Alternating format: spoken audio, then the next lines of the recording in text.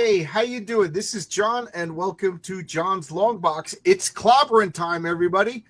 And I thought it would be fun to do my character, the Patriarch, and Brian's character, Six Gun Gorilla. Like, we got the people that are making the comics here to battle it. So it's not going to get personal or anything. Call each other names. But I thought it would be fun. And we got T-Bunny showing up at the last possible second. That was funny. It showed up with 2 seconds to spare. Now, first off, full disclosure, I made up the character of the Patriarch. It's my comic. Of course, I'm biased. You know, I'm human. Brian, did you make Six Gun Gorilla? Hey, there he is. No, I did not. Oh, what's up? What's up, Bunny? Yeah, no, what happened was I was browsing a website about Golden Age superheroes and pulp heroes because I got a thing for them, right?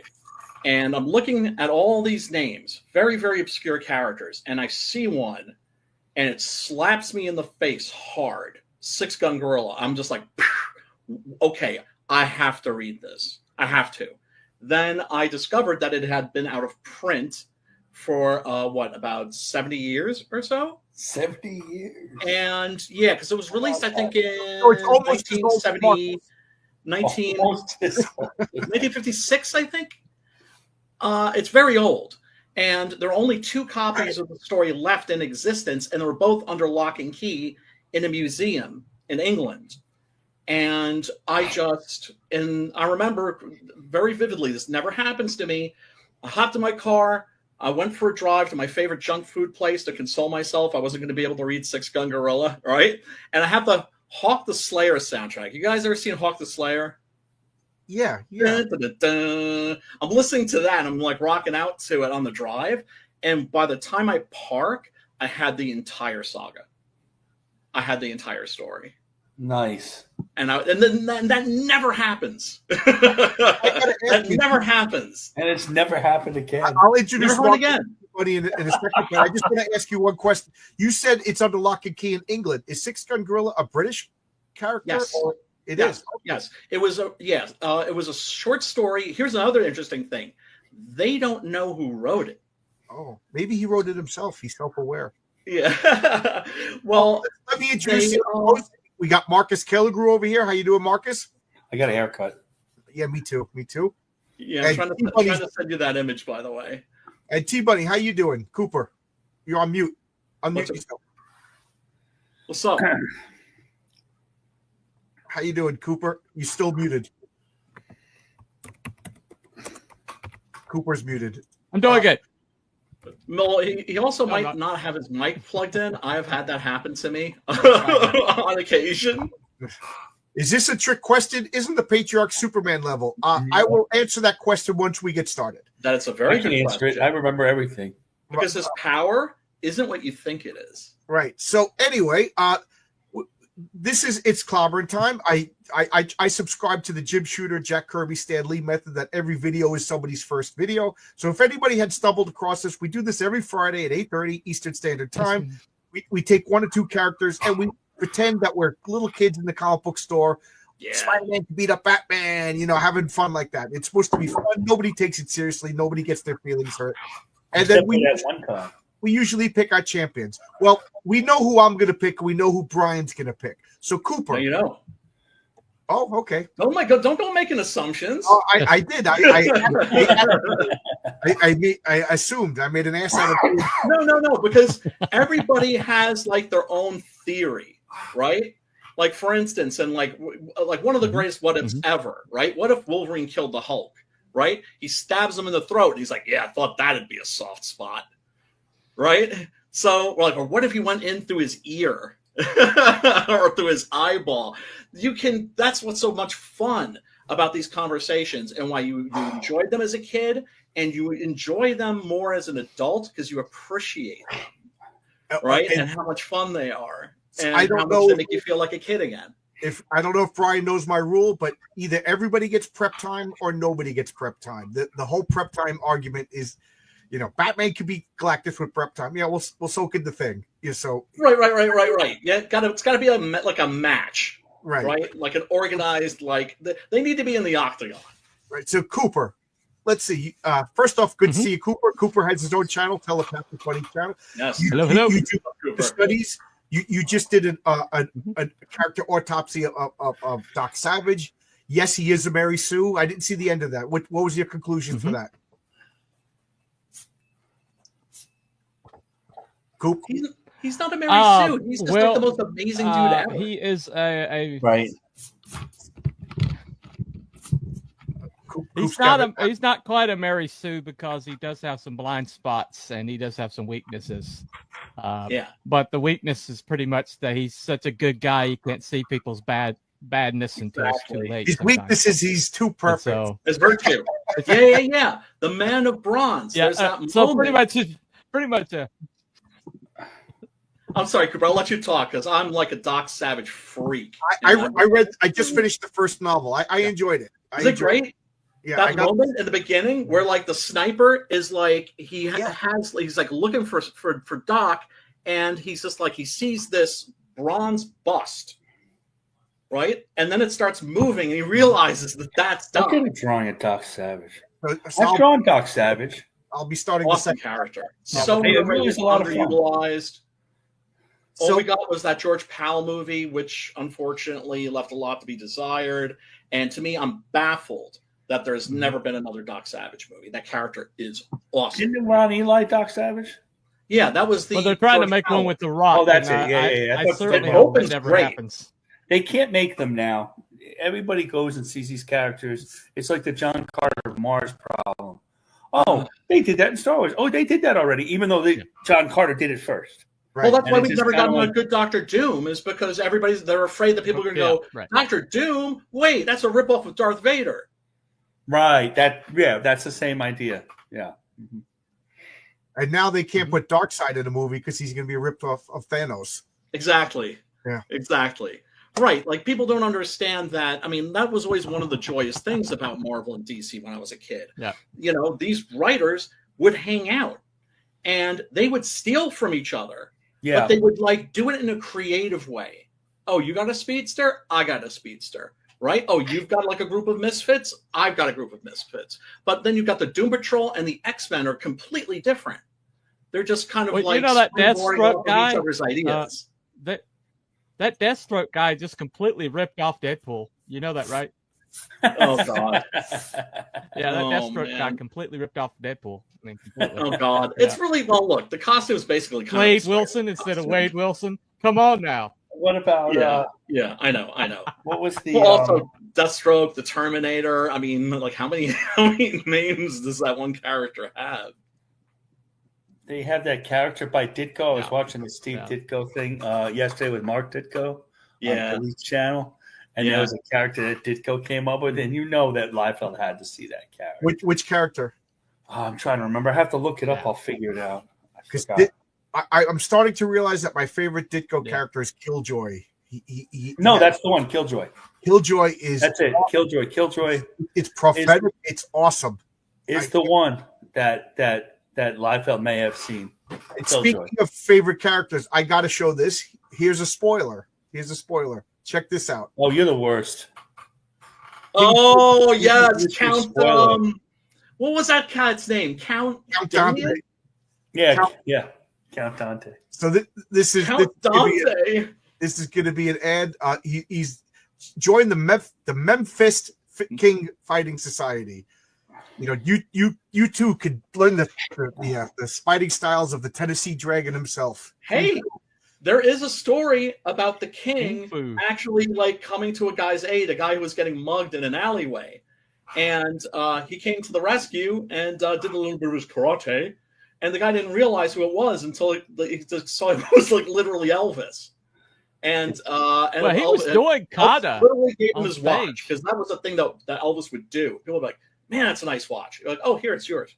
So Yeah. you know, Yeah, maybe he was doing Elvis kata did have some on stuff. stage while he was Yeah. doing his act in Yes. Vegas. He was doing He was doing kata. katas. Yeah, no, the king would fuck you up. So I'm thinking maybe we'll actually make like the Memphis King Fighting Society membership cards. That's fucking beautiful, man. Yeah, That is thank you. beautiful. I love it. I got a laminator, but anyway, that's DC Miller. He I got a laminator. That's awesome. You got a 3D printer. You got a laminator. Yeah. Oh my god. Go wire up a light bulb. You know. So let's start with T-Bunny. T-Bunny. Again, everybody knows the rule. This is all good fun. Who would you like to pick as your champion? We got the Patriarch. We got Six Gun Gorilla, and I saw you have both comics, so you're a good choice to talk about this. Yeah. Well, I'm gonna have to go with Six Gun Gorilla. Believe it or not. So you're going to champion Six Gun Gorilla. So before we go any further, tell us about Six Gun Gorilla. The character? Six Gun Gorilla. I mean, it's easy for me and you to talk about it. You know what I mean? So I figured Marcus and T-Bunny would tell us about it. Yeah, okay. Well, Six Gun Gorilla was a young gorilla that was taken out of his homeland and kind of put into a traveling circus going across the Wild West. I don't believe I couldn't find his name. I don't think they ever really gave him a name, did they? Oh no, he does have one. Kumba. It means roar in Swahili. Okay. Yeah, I actually named him after a childhood toy. But I had a little plush gorilla when I was a little boy, and yeah, so that's like a little thing to do. Cool.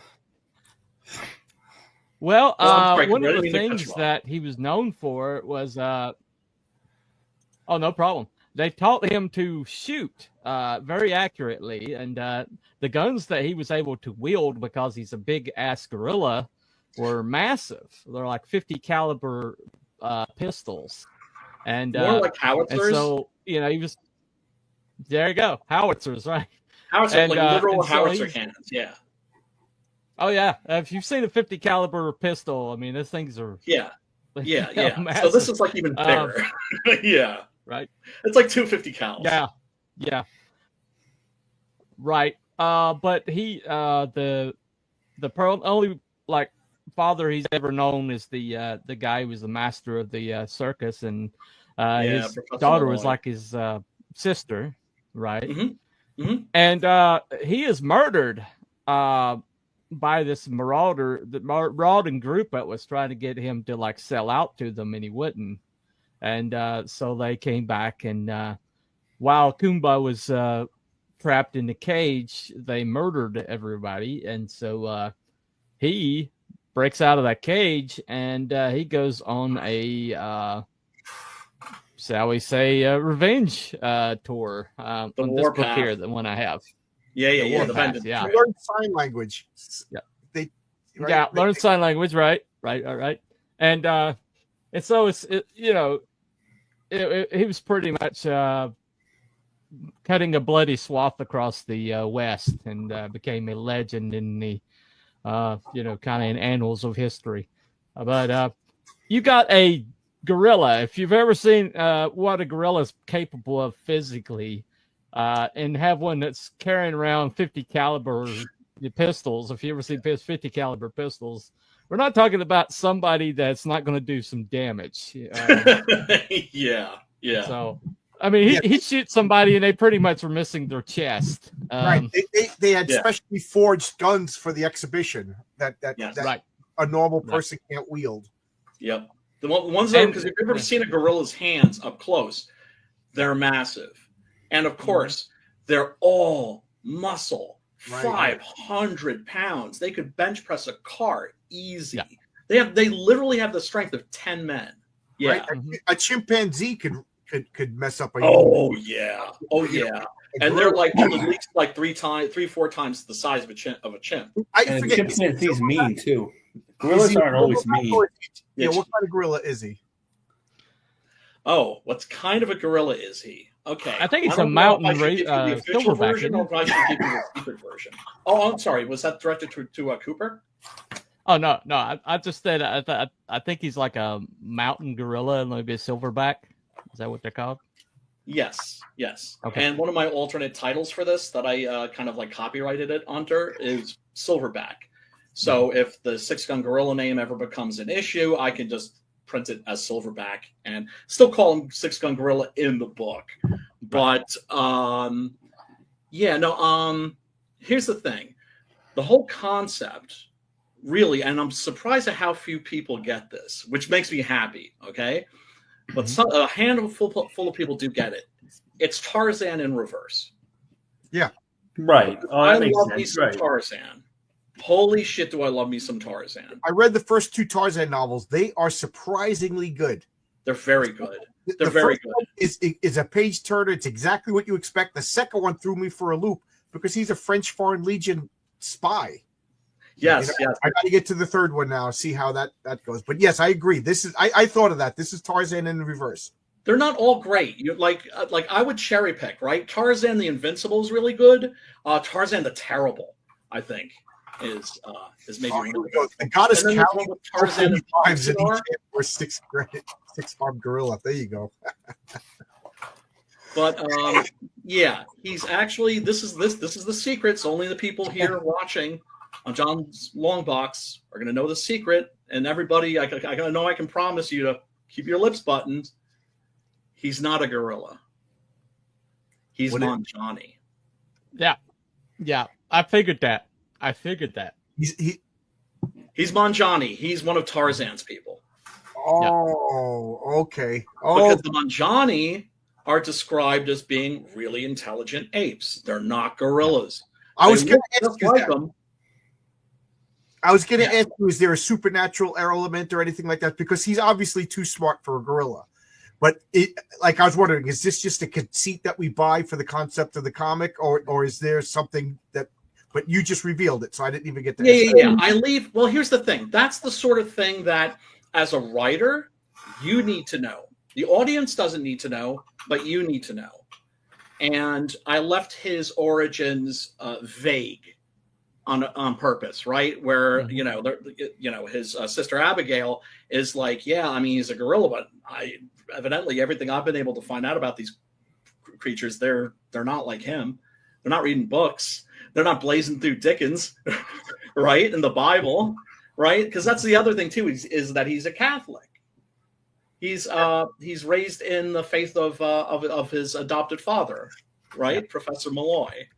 Professor in quotation marks, of course, because he's just a total hustler. And also, did you create all of the secondary characters? I mean, I obviously never read the original 6-Gun Gorilla story. Everything except the title. Okay. Because and here's the thing too. I should mention that Some Kind Soul, this is after like the books have come out, right? Actually went to that museum and scanned. They let him scan the story, and it's available. You can find it online as like a free downloadable PDF. Yeah, awesome. Yeah, and it is fun. It is fun, and it has some pretty cool illustrations too. But yeah, also author or authors unknown. Nobody's credited. So now we got to ask the question: who? Yeah, they don't know a gorilla or a Protestant chimpanzee? I mean, I was raised Protestant. I was raised Lutheran, but I've always been fascinated by Catholicism, the Catholic Church. I got a bone to pick with you Lutherans. Okay, bro? Superman does all these good deeds, and you guys go out and worship Lex Luthor. That's just different Luther. Different Luther. Luther. Oh, okay. Different Luther. Yeah. I made that joke in a bar once when a guy was talking about. That was one of your. You made that joke in a bar, and that was one of your fist fights. Then that almost. This close. Did 6-Gun Gorilla ever face AR orangutan? By the way. What's that? No, that didn't happen because I knew that was planned at one word. Oh, politics. Politics. Gotcha. What happened? I missed it. What did you say? There was a planned 6-Gun Gorilla AR-15 orangutan because Mo Biggs came up with AR-15 orangutan basically to snap on me, right? And then it took on a life of its own. And then, like, we're talking about having a crossover, and I was game for it. It would have been fun, right? And unfortunately, it didn't happen because politics. Now, when you say he's snapping on you, like, was it a mean-spirited thing, or no? It's Mo Biggs. Mo Biggs just he dogs on everybody. Yeah. Look, we're males, right? Right. Women generally don't understand this. But the way we show each other affection is we bust each other's balls. Yeah. Right? That's how men show affection. I say that at work as a construction worker. If anybody's polite to you, you know that they don't like you. They don't like you. Right, They don't like exactly. you. Yep. I have a lot of people that are polite to me at work. Just today, I put up a Renzo drew a sketch a stretch goal card of the Peacekeeper, and Oscar, or I forget if it was Oscar or Daniel, colored it, and people were like, "Oh, tell me about this character." And why can't it? Punt Comics has a character called the Globalist who has a very so he's already been reaching out to me. We should do a collaboration. We should do. I was like, let me get a couple comics under my belt first, you know. Right. Yeah, but the Peacekeeper and the Globalist, that sounds like Bernie Sanders' wet dream of a comic. I will say that the Peacekeeper is a good guy. He's just naive. You know. That's well, he'd have to be naive to wear the UN's crest on his chest. So. Right. Although we don't know how the UN is in John's world. Oh, it's exactly the same. Okay, then you're right. I think somebody in the chat was getting mad at me. I'm like, dude, there's good guys and there's bad guys in the world. You know what I mean? That's half the fun is figuring out. But anyway, yeah. So I'm proud of you, Brian, for taking a public domain character and you didn't make him a murderer or a hack and slash like Steamboat Willie or Winnie the Pooh. No. I find that to be the lowest common denominator. Yes. In going, look, Winnie the Pooh is now public domain. Winnie the Pooh slasher, Popeye the Slayer. I was going to do Winnie the Pooh porn comic, and I had to stop. Winnie the porn. Here's the thing. What I want, I never intended this to be my thing. I never intended this to be my thing. Out of my head. But it is now. I never intended this to be my thing. But when you've been writing for like 30 years, you just sort of discover your thing. And my thing, this wasn't my intention, is to take a really sort of ridiculous concept and tell a very serious story with it. Oh, yeah. And so I approached this with a sense of sincerity and heart because I'm at that age now where if your shit doesn't have heart, I disinvest. Yeah. Right? And if it's insincere, because so many comics these days, they're always winking at you, right? Get it? Yeah. I wanted to, and I realized, like, I wanted to play this poker faced, because also that's more fun, right? Like, I love the old Hammer horror movies, and they're sacred to me, right? And one of the things that makes those movies so much fun and why they're so great to this day is because even when you have the most outlandish scenarios, the actors are bringing it. Yes. And they take it to 11. They always take everything to 11. Yes. I got to agree with you, Brian. That one of my pet peeves is when and Marvel started doing it. And again, I got to remind everybody, I quit reading Marvel and DC in 2015, so I imagine it's worse now. Oh, the writer would understand that this is either a bad trope, it's a bad idea or something, and then the character would acknowledge it as if that excuses the bad writing. It just if you pull in the reader out of the story, making them aware of the story, you don't want that to happen even for 1 second. Only Deadpool. I'm always very, very detail oriented before my books go out, especially making sure that there's not a single typo, because you're drawing the reader into your world, right? You're getting them to invest, and you don't want so much as a hiccup if you can help it, right? Because you don't want anything that's going to suddenly take them out of that world, and then they're going to have to actually make a little bit of an effort to go back. Like you're doing it on purpose. If you're doing it on purpose, that's a different story. And like I said, only Deadpool could get away with it, and the Watcher. The Watcher is allowed to reference the audience because that's right. I gotta say, Garfield Great Adventure gifted 5 Longbox membership. Wow, I didn't even know I had memberships. I got to look into what this means. Super chatter of the year, by the way. Super chatter of the freaking year. I'm the worst when it comes to YouTube. I just use it as a way to talk to people about comics, That's cool. Yeah. It's good for that. Yeah. It's like live action Batman series. The actor seriousness elevated the show. Yeah. And Oscar and I just did an art show. Oscar is the colorist for Mary Sue. He's also coloring half the cards, and Oscar is going to be the writer of half. Oscar is the colorist, and I'm not supposed to say it. Oscar, you did an awesome job, Oscar. I did see it. I'm not going to say anymore. Unlike John, I'm not giving out any of his spoilers. He can give out his own spoilers. Oscar did a great job. That's awesome. The Mary Sue story is done, lettered, edited. It's done. Terrific so story. I sent it out to like Brian Bao, Fabrizio Aiello, Marcus, and guess who messaged me earlier? Said send me it. Mike Barron. So Mike Barron's one of the people that read it, and then of course a couple. Hell yes. And I'll wait for Mike Barron's review, because Mike Barron's review of Heroic Tales #1 was it's better than the Harley Quinn Fartacular. So. Dude, I grew up reading I fell in love with Nexus just like anybody else did in the 80s, right? And you would hope. And yeah, and and I sent him a copy of the book, right? And he said it was majestic. Oh, good. Cool. What in the hell? He really loved it. Chuck Dixon was like, well, I really don't like, I'm very much of a purist when it comes to Westerns. I really don't like Westerns with vampires and werewolves and all this other stuff. But I really enjoyed Six Gun Gorilla. He said it was a page turner. I was just like, it really was nice. Because you sent me the trade paperback, and I said, all right, I'm going to start reading this. I read it in one sitting, and I'm a notoriously slow reader. Wow! It thank took you, me like dude. 2 months to read Thank you. that tiny Doc Savage. It was a page turner. I mean, you got like panels like that crap right there, man. Yeah. I mean, that's well, awesome. good. I never got 6 months. I'm sorry.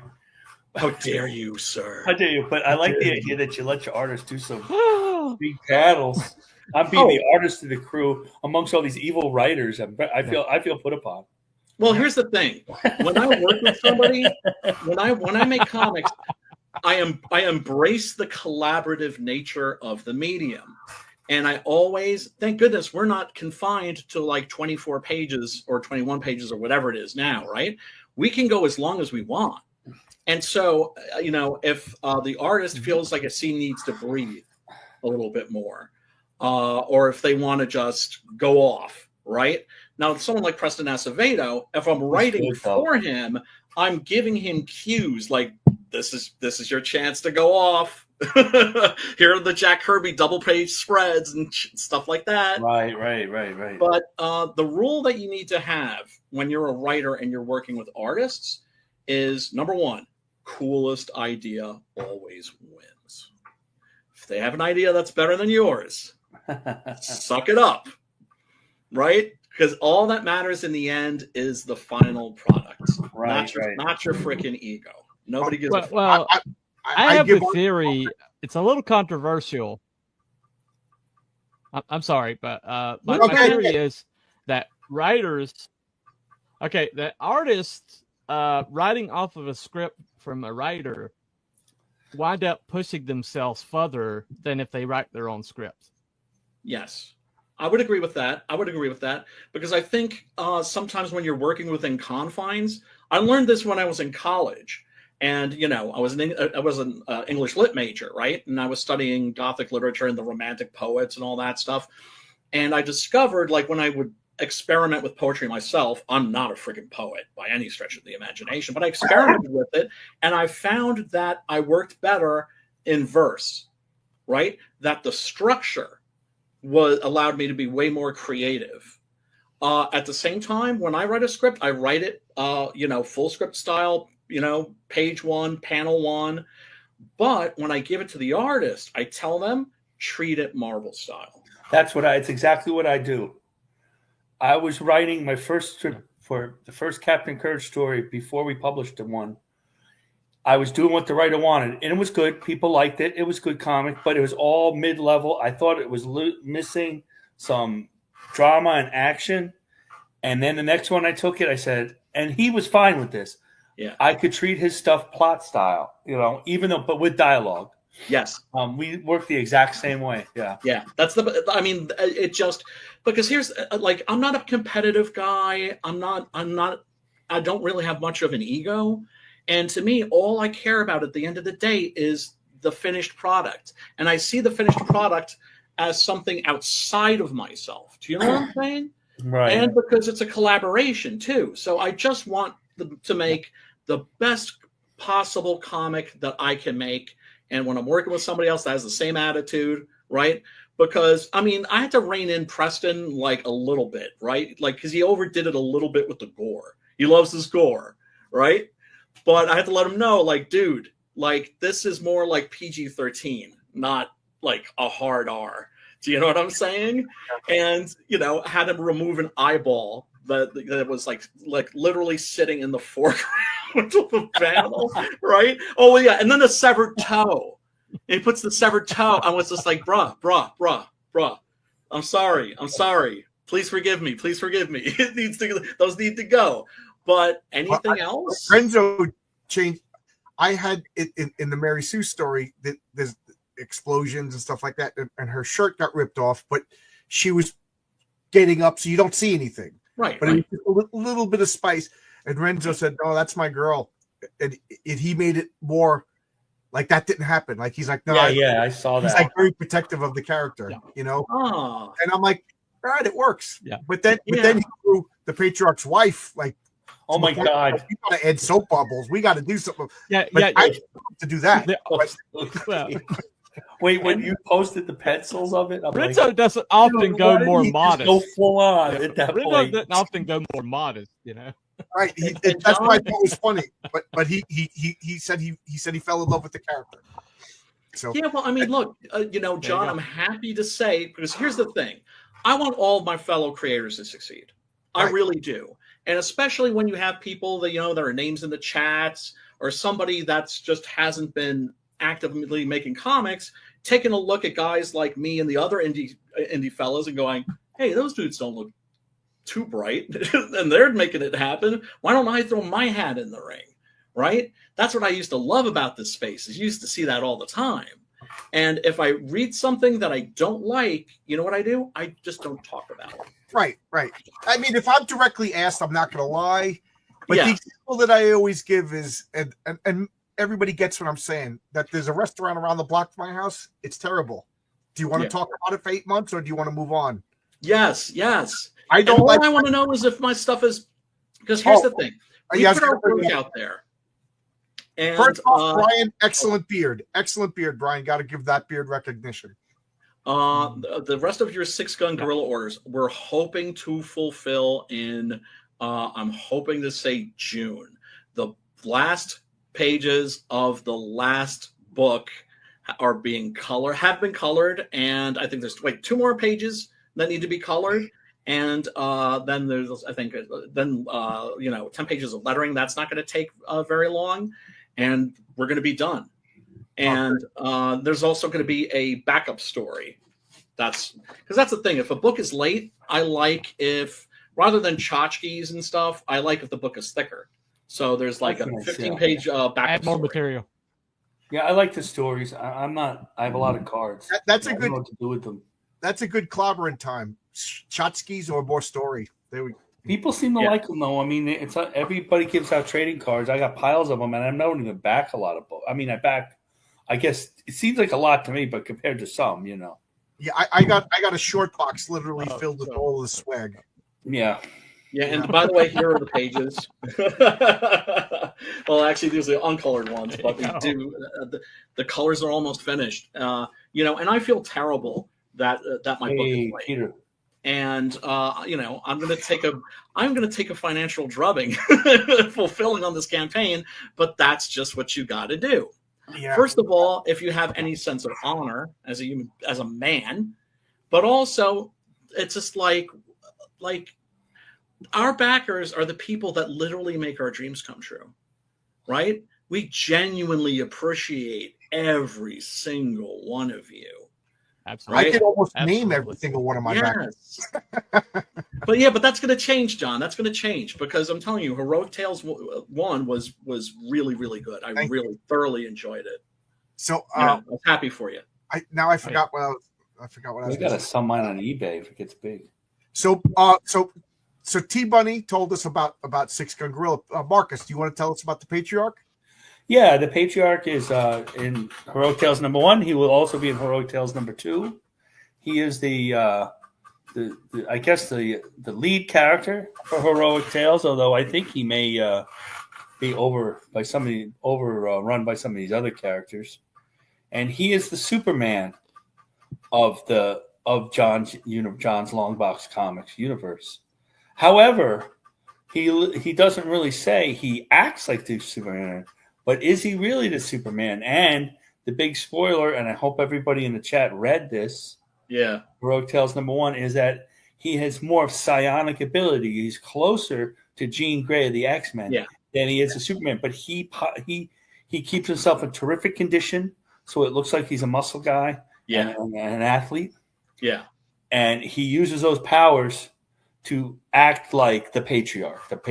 And the key is it's not even a super, it's that he has 8 children, a loving wife. We don't know their full story, that live on an island somewhere. We don't know where that is yet. And he's got to take care of everybody. And he feels like he has to take care of the whole world. See, that's the key. He doesn't give up anything. He never shuts down. Or he tries to shut down and it doesn't work out. And he always has something to do. And he's late to all the parties. He lives in the mountains. My favorite part, I didn't know it was an island in the mountains. Sorry, I forgot. My favorite part is that he's got a stalker. Yeah.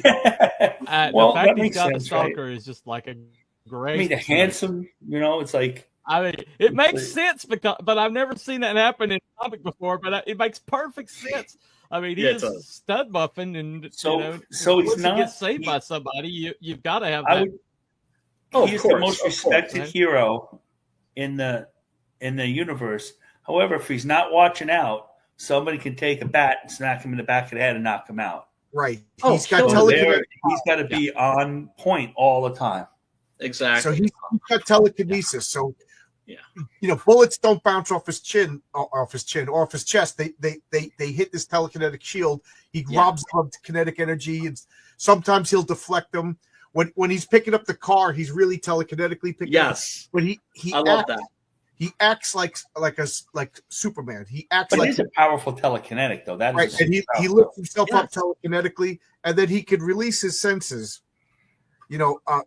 All 5 of his senses will leave his body. I always picture like almost like a ghostly Reed Richards will just go out of his body, and he almost can see, hear, taste, touch over there, but over here he's vulnerable. Like Doctor Strange astral projection. Kind of like the astral projection. So that's like, I call it clairsentience. So he sends his. So when he's checking on his family, he could literally kiss his wife on the cheek and feel it. She can't feel it, but he can. He could hear, he could see. That's going to be an issue in one of the stories. When one of his sons goes to college, one of the girlfriends is like, "Is your dad watching us now?" And he's there are implications there, aren't there? Yeah, there's some, but he's got a stalker, and I can't wait to tell her story. The Patriarch is going to spin off into issue 1 of his own comic. That'll be my next campaign, and I'm going to tell his origin. Nice. So that'll be the origin. And then wonder you could do to spice that up. Maybe make a black and white ash can of the first story. And then for like $5 add-on or something. That's a good idea. So if people don't feel like they didn't get it, or they want to get Renzo's black and white artwork, like whatever's the least expensive for you to publish. And issue 2 is going to be it's gonna deal with why his wife has those scars and why they live away from everybody, right? And why Regina's the way she is, the stalker. There's a lot. She has a lot to feel guilty for. Let's just leave it at that. Well, the reason why I chose Six Gun Gorilla though is for that very reason, is that he's not invulnerable. Correct. And he, if he gets in a physical altercation, then that illusion, could break if he loses his concentration at any point. And so I think it's a lot closer than people give credit, because he's not Superman. He's not invulnerable. He's nowhere near. And so Shadowpunk says Is he Superman? No, he is absolutely not Superman level. Marcus makes fun of me when I say this, but Spider-Man could probably beat the Patriarch. Because but that makes a lot of sense because himself he can bench press what he can bench press, a top athlete type of thing. He's not. It doesn't have, other than the telekinesis, he doesn't have any superpowers, right? Correct. So all that, like even the punch is telekinesis. But it's in his favor. It's not drawing. Like, when we see Jean Grey go like this, but the whole world is held together by that lie. Yeah, right. But the whole world is held together by the lie that he is Superman. Like when Renzo, so he hides the fact that he's not a Superman. Yeah. Yes, it's a secret. Renzo and the other artists draw it. We're not drawing the aura that we see, the power aura, like you see when they do this, and you see all the Kirby crackle, whatever comes out of Jean Grey's hands. We're not seeing that, so we have to pick that up, and the people can't see it as they shouldn't be able to. Yeah, so when he flies, he's just flying like Jean Grey flies. He's not flying. Could he fly super fast? Probably not. You know, he can only fly as long as he could fly. So he can fly.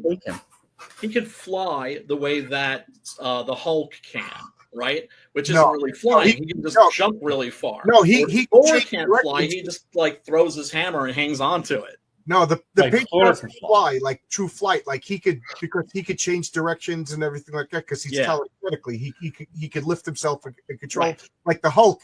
When the Hulk jumps, he has to complete that arc. He can't. Yes. No, that's really. Now, if you read the early Hulks, the first 6 issues, Kirby thought he could fly.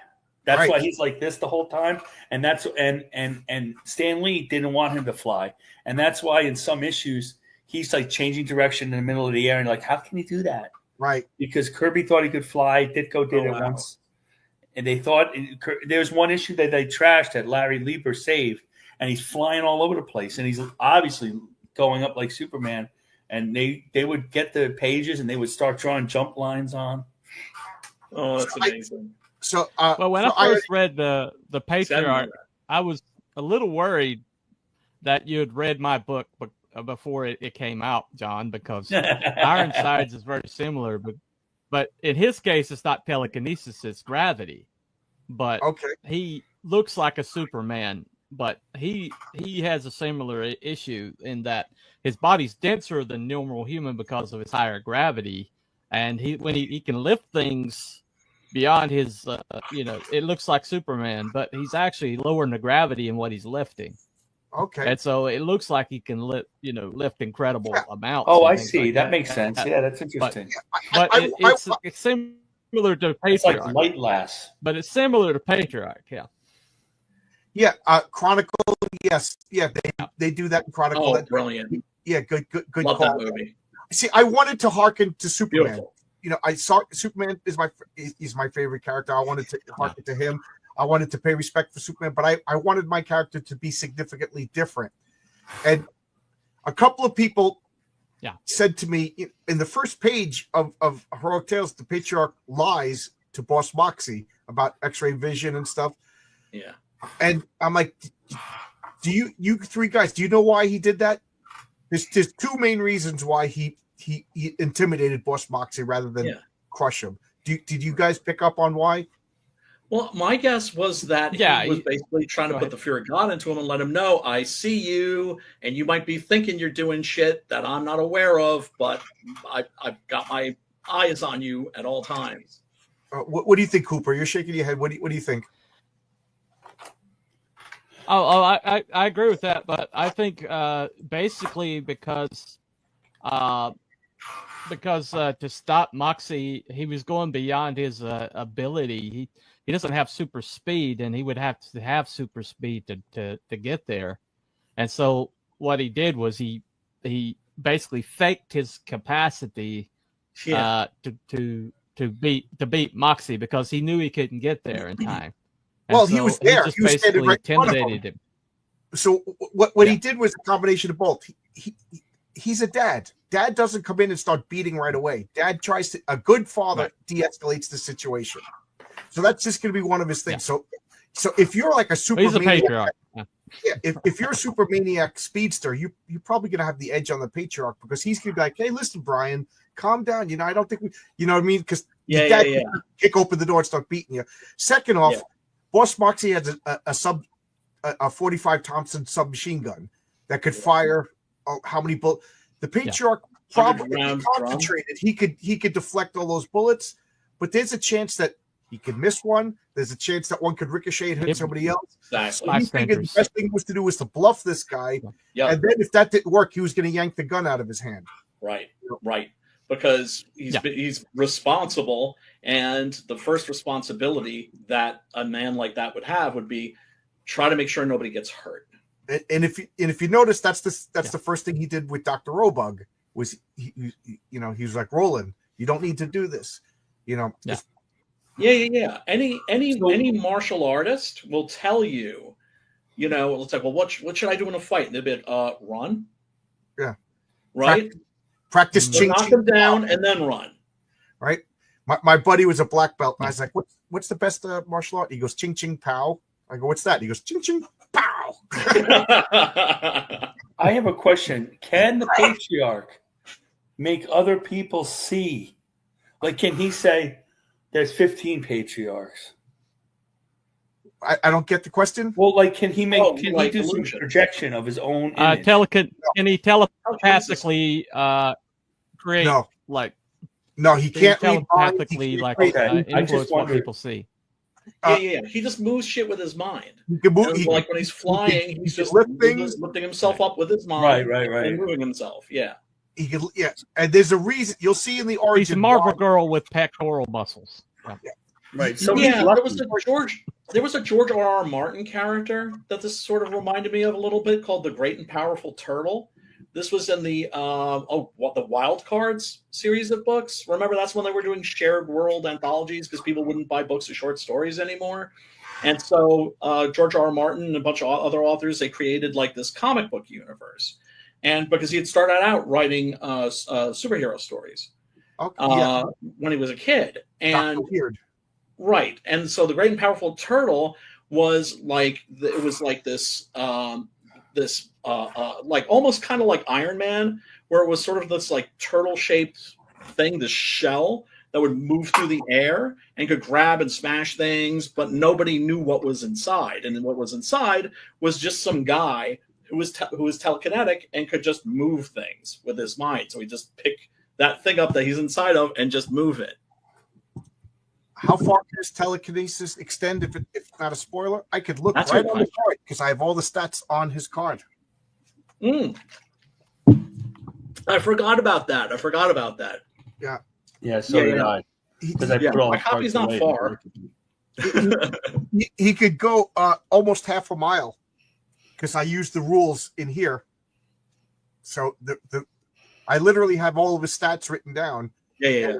And I follow the rules to this rule book. So if you get this card, I didn't have enough room on the card to give every detail, but he has a limit of how much he could press, and then he has a limit of how far he could go, and then he has a limit of how fast he could go. So he could literally take a baseball, put it on the tip of his finger, and then it'll shoot like a bullet. He could probably do more damage doing that than a legit punch. But that's one thing that that's one reason that I don't enjoy anime that much. It's like I was watching the latest, My Hero Academia movie, and they just do that thing where they say, "Oh, this person has this power level," but yet the plot calls for this power level, and so they just blow right through the power level they supposedly have and give them and just extend it and extend it and extend it. Oh yeah, that's terrible. That's lazy writing. But that's pretty much anime writing. That's the way they do things, where they'll like give them this limitation and make it like make them compelling because they have this weakness, but then they'll just blow past that weakness if the plot calls for it. And we see that in modern writing all the time. But I was talking about Alan Quatermain. The reason why Alan Quatermain was so interesting was that he started out an old man. The first book you see him is he's an old man. And he's basically just the most ordinary person, except he can hit anything with a rifle, like anything, from any distance. And he's a guide. And so he knows Africa well. Right. Yeah, but he cheats all the damn time, and he like cuts corners. He he just knows his limitations, and he lives within those limitations, and it makes for such a good character. And that's why I like Patriarch. That's why I like Six Gun Gorilla. Is that Six Gun Gorilla never just suddenly starts talking. He's always got to like communicate with his hands, and you never move past that, beyond that limitation. And Patriarch never shows the power that he doesn't have.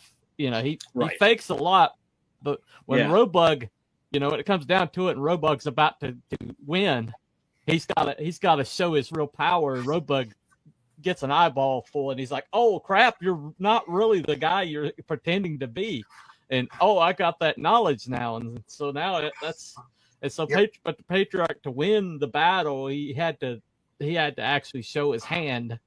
But I love that because that's just solid freaking writing.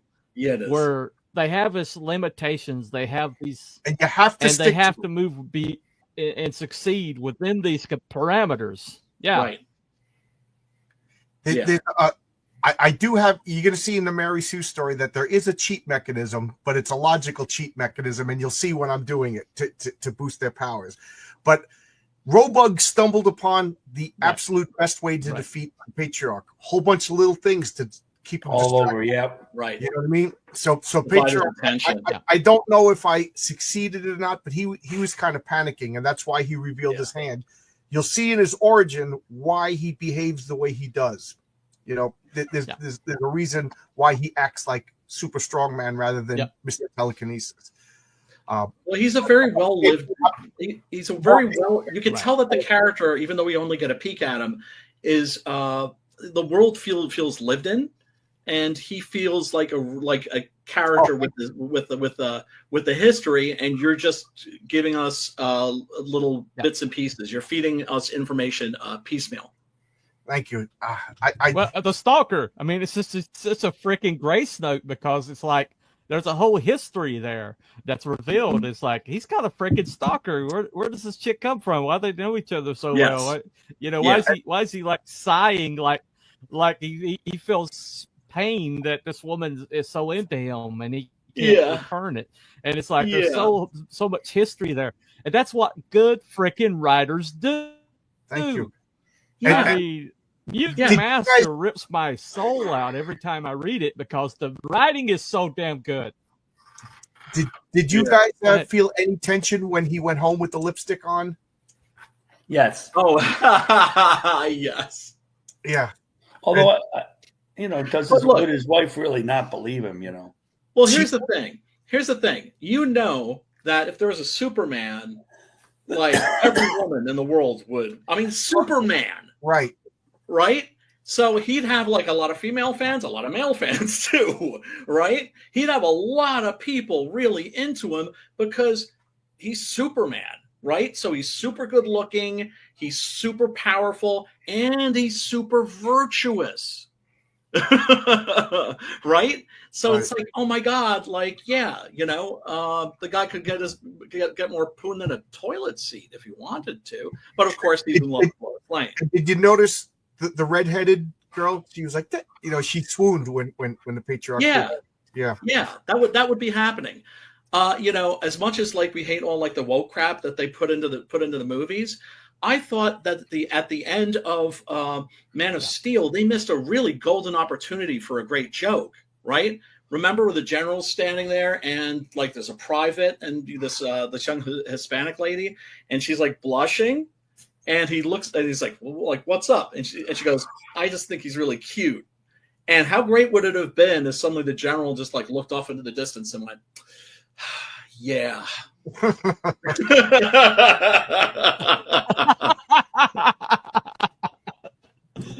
the thing. They would have male fans too. Oh, I missed that one. Thank God. One of the things I want to put in is that he's the Patriarch. He's the father figure. And like it or not, women like that. So that's one of the things women and he does. He flirts, but he will not cheat on his wife. Right. And he's Flirting's a good okay. And there's another character that I don't think this. Well, it is kind of spoilery, but I think it's not a big deal. Spoiler. Yes, Crenshaw. The government keeps an eye on all the superheroes. There's an agent that checks up on the Patriarch's family every once in a while. Like, what do you guys need? Is everything okay? You know, stuff like that. And he's this young, handsome guy, and the Patriarch's daughter's all swoon because they live out in the middle of nowhere, and here comes this handsome man. Right. And she flirts with him. The Patriarch's wife is just like, oh, you know, Will was here to get to the, but it's kind of like they're busting on each other. You know what I mean? Like he knows she's not cheating. Right. He knows, right. you know, they don't even get jealous. And he kind of thinks it's cute that his wife is like, oh, your boyfriend was here today, kind of thing, you know? Yeah. Well, I mean, that's the thing. It's not unless he's Star Wolf. Star Fox? You mean Star Fox? Yeah. For the Avengers, Star Fox. That was I think we were talking about. Yeah. Well, I think of Right. Man-Wolf. He turned into what? The Star God. Right. I think that's what I thought you were originally referencing. You know, when like Man-Wolf goes off to Star Fox. It reminds me of that scene. Like a superhero, like a John Carter kind of a character. I love Man-Wolf. That was J. Jonah Jameson's son, John James. Yeah. That reminds me of that scene they had in Captain America: First Avenger, where he first becomes a little guy and everybody loves him, and because he's lovable, you know, he's the greatest guy. He's a nice guy. Yeah.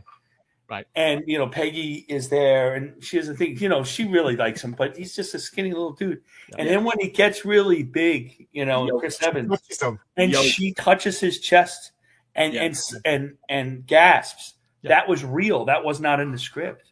Yeah. Something like that. Haley Atwell did that in real life. Haley Atwell, and we all go like this to Haley Atwell. I would touch her chest and gasp too. Let's be realistic. Evidently, I love her. She's great, but evidently, like when they shot Casino Royale, there's that scene where Daniel Craig comes out of the water, and it looked like it was like a reference to that shot from Dr. No, where Ursula Andress comes out of the water, yeah. And that wasn't, and they weren't originally going to use that. You know, they were just shooting footage, and he came out of the water, and all of the women on the set gasped. Well, they got to leave that in then. Yeah. Yeah, it's like, we'll leave that in. Right. Hey, man, look, we love our cheesecake. Let the ladies have their beefcake. I don't have that. Before anybody says this, no, the Patriarch is not my self-insert. You know, I just wanted to make he's basically like the Chad. You know, that's what I wanted to make. I wanted to make the most masculine guy, the most like the cool guy. You want to be him, but an honorable and good. Like if the world was, even if he didn't have superpowers, he's a good guy. You know, he was a good guy before he became a superhero. You know, he didn't have that Uncle Ben experience, but yeah. Well, I mean, that's why he loves Superman too, right? Right. Because my self-insert, you'll see him in issue 3. He's Augie Carmichael. I'll tell you right now, that's my self-insert. Okay. And he's an electrician in the biggest building in. No, he works for the government agency. He's one of the superhero handlers, but I freaking love this character. I remember John mentioning the difference between terms like beautiful, sexy, and pretty. Okay. Yes, words. Brian will back me up, I'm sure, because he's a writer. And Coop, he's a writer.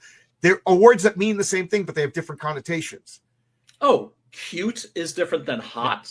Right. But cute can be just as deadly as smoking hot. I remember telling in high school, I said, beware of guys that call you gorgeous, because gorgeous implies they want to have sex with you. Beautiful means you're too good for them. If a guy calls you beautiful, that means he like respects you. Pretty is like, okay, that's my sister's pretty. Yeah. You know? Right. And sexy means you're not necessarily good rule looking. Rule of thumb. Pretty, Marianne. Sexy, Ginger. Right. Yeah. Marianne, Ginger. That's the skill. What up, K-pop? Yeah. You're more Marianne. She's great. She's doing a lot to help K-pop is awesome. indie creators right now. Yeah. So K-pop is learning the. However, guys today are just in their basements playing video games and not talking to girls at all. So all these words don't matter anymore. Right. Fortunately, my kids aren't like that. They have girlfriends and they go out and stuff. Oh, thank God. Right. You know, you're telling me. I mean, you know, like I go to my LCS. I'm lucky enough to have an LCS called Dark Side Comics. No, Dark Something Comics, right? Are you still in New York?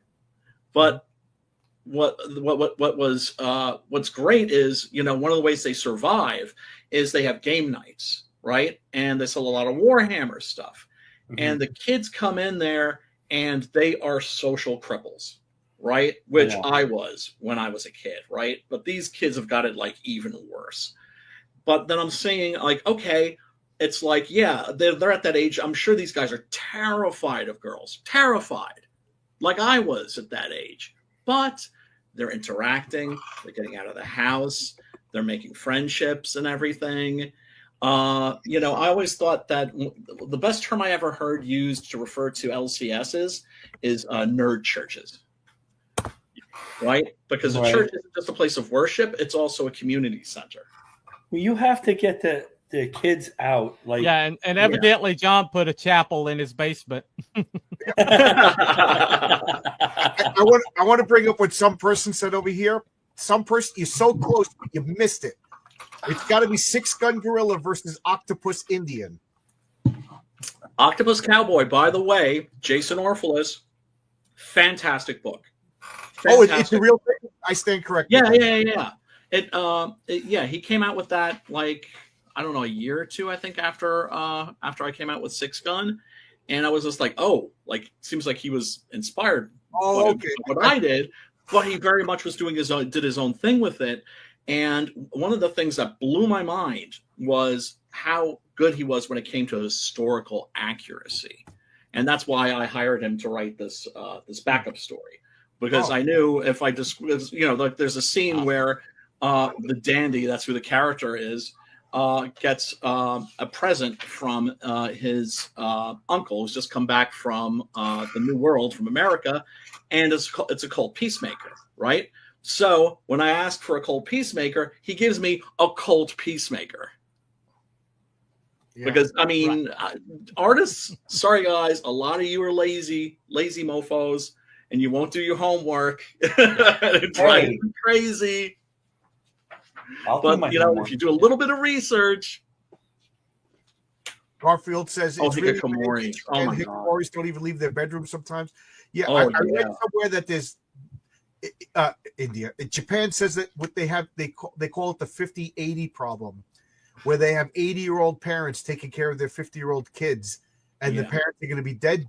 You know, they're not immortal, and now they're going to have 70-year-old hikikoris with nobody to take care of them. They said that there's, for those of you who don't know, a hikikomori is a person with mental disorder. They for whatever reason, they lock themselves in their bedrooms. They said that the hikikomori is the biggest outbreak. There's 10 million of them in Japan, and the second biggest country is Italy. Really? I thought it was South Korea. Because I know in South Korea, they're actually taking, like, initiative. They're like, oh, man, we got to do something about this. So I was thinking of this. Now, here's a horror movie suggestion. What about a serial killer who kills hikikoris, but the families let him in? Like the families have a message board, and they contact the serial killers, just like, I'm going to be food shopping next Thursday, you know, because they can't deal with their kid anymore. Ooh. So that's a horror story that I like on someday. Oh man, no, that killer. Oh my God, yeah. You know, it's heartbreaking. I run a depression bipolar support group where I live, and you know, they're seriously mood disordered, and I'm always open to my mood problems. I'm sorry. I said they must have legit problems. Yes, either that or they're the biggest spoiled brats in the world. No, they're fucked up. They're fucked up. Doesn't the other. Yeah, they're fucked up. They're fucked up. But Oscar what says, they have, I guarantee you, are hikikoris. Right, I know. Hey, some of us writers too. But what these kids have, that's old dirty fatty. Yes. What these kids have, I'm telling you, it's treatable. You know, because that's the thing about mood disorders is they can fuck with you and they can destroy your life. But if you get the help you need, you take the right medications, you go to a support group, you can have like a normal life. But these kids, they haven't gotten the help that they need, and my heart breaks for them. Yeah, I know. Well, I think a lot of this, America doesn't have hikikomori. I think a lot of this is going to be fixed by Gen X taking over. Okay, I was going to say, because we throw them out in the streets, we got homeless people. Huh. Like, does Japan have a big homeless problem? No. Yeah. But we don't have mental asylums because they were closed down by Reagan. By Reagan, right? Because no, not in the street. But Reagan, they took it. I remember because I was working in the city at the time. They took in this woman. I think her name was Billie Barty. She was homeless, and the ACLU sued. She had the constitutional right to be homeless. That's right. And that was under the Reagan administration. The Reagan administration wanted to gather these people up and put them in homes, and then the ACLU basically. What happened to the? And Reagan was just like, all right, that's the city's problems then. And what I say to this is, great job, ACLU. You got this woman not to go to a home, and then you'll abandon them all. It's not like the ACLU. Well, do you remember in the 70s the Geraldo Rivera expose on all the mental assignment upstate New York, how awful it was, how they be treated terribly, then One Flew Over the Cuckoo's Nest comes out. Like, it's one of the best books I've read, and the movie was good. And so now they're all on the street, and nobody's getting help, and nobody would kind of pay for them to get help. Yeah. And well, you should let me tell you right now, the real horror story that's going on that nobody's talking about is what's going on in our nursing homes. Because there's serious major criminal activity going on in our absolutely. I don't even want to think about it. Right? It's horrifying. Yeah, I spent a lot of time in nursing homes due to injury and rehab, and fortunately, they left. I know some of it. Yeah. I give my wife permission to push me down the stairs when if I lose my sight, my hands, or my mind. Check out time. Yeah, you and your new boyfriend go on a cruise with all my comic books that you sold. I got no problem. She's got that plan now. With your comics, she's going to buy the cruise line. Mental hospitals only take people that everything's money. True. I mean, it's all about money. But at the same time, well, that's But you can't just do it for free either. You know what I mean? Like, everything costs money. Yeah, but it's so expensive. It's the one thing. The old age, like my dad's 86. It's a complicated problem that I don't know the solution. But what I do know is back Six Gun Gorilla and get Heroic Tales #2 on Fun My Comic. I'm just focusing on depressing everybody. Definitely. And by the way, every order is also going to have one of these cards. Does it have his Villains Vigilante stats on the back? You should come on the studio. We should draw I'm sorry. Does have some stats on the back. Brian, I'm going to suggest that you come on Miller. That's the a Miller studio. Card We right could draw Six Gun Gorilla. So here's the situation that I'm thinking. For whatever reason, I mean, because they're in different time periods, so whatever, there's a time warp or whatever, and the Patriarch is flying home, and he sees this huge gorilla packing basically howitzers in his hand, and you got it. Obviously, you don't want a gorilla running around like in your town with giant, literal like howitzers. Right. I get it was a time distortion because Science City's in Yuma, Arizona. Right. I could see like all of a sudden he thought he was home, but now he's in the middle of the city. Cars are coming or whatever. Right. They're both taken by surprise. Patriarch swoops in. Yeah. What do you guys think? It's my character, so I'm not going to say anything first. I don't. Brian, one of the things that Patriarch T-Bunny start since it's our characters. Okay. Yeah. Right. No, are you asking me?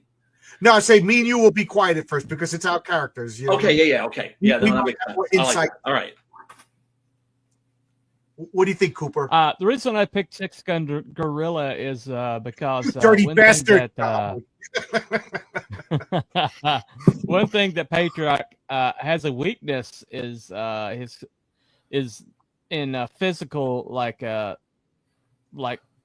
he can wear down if he gets hit by enough physical force. Right. I showed several times during the comic that you can wear him down because he's basically holding things back by his will. Right. Correct. And so you got a very accurate 50 caliber bullet coming at you, which is at the speed of a freight train, and it's gonna really hit his shield hard, and he's got 6, and both guns, both 6 bullets, and that's 12 in total. That's going to be 12 massive hits on that shield. And then, he's going to reload. He showed that he's very quick on his reloads too. So that's, unless Patriarch takes him out like right away, it's going to be a very similar situation to what you saw in the first Heroic Tales, where he had to take people out. Yes. Like, he was at the end of his strength, and he had to take people like Robug out like as fast as possible because he was reaching the end of his strength. So I'm just saying, if 6-gun Gorilla can get his shots in, I think that, and if they go physical, if they go hand to hand, he's not going to stand a chance against a freaking silverback, hyper intelligent, whatever. What's the name of him? Johnny. Anyway, there's higher right than Johnny, right? So I'm just saying that it's a lot closer match than people think. It just depends on how awake or how rested up Patriarch is when they first tangle. If he's not like at the top of his strength, I think. They're both at the top of their game. They're both well rested. Top of the game. Well, it's definitely a tougher match for 6-gun Gorilla, but I just think with his massive, I think with his massive strength and if he can have any kind of like distance from Patriarch, I think that he could win. So okay, Marcus, what do you say? Brian, me and you again. Yeah, that's right. I'm saying the Patriarch wins because he never gets to the fight. He calms down the 6-gun Gorilla. Maybe he even knows the 6-gun Gorilla's name. And calms him down.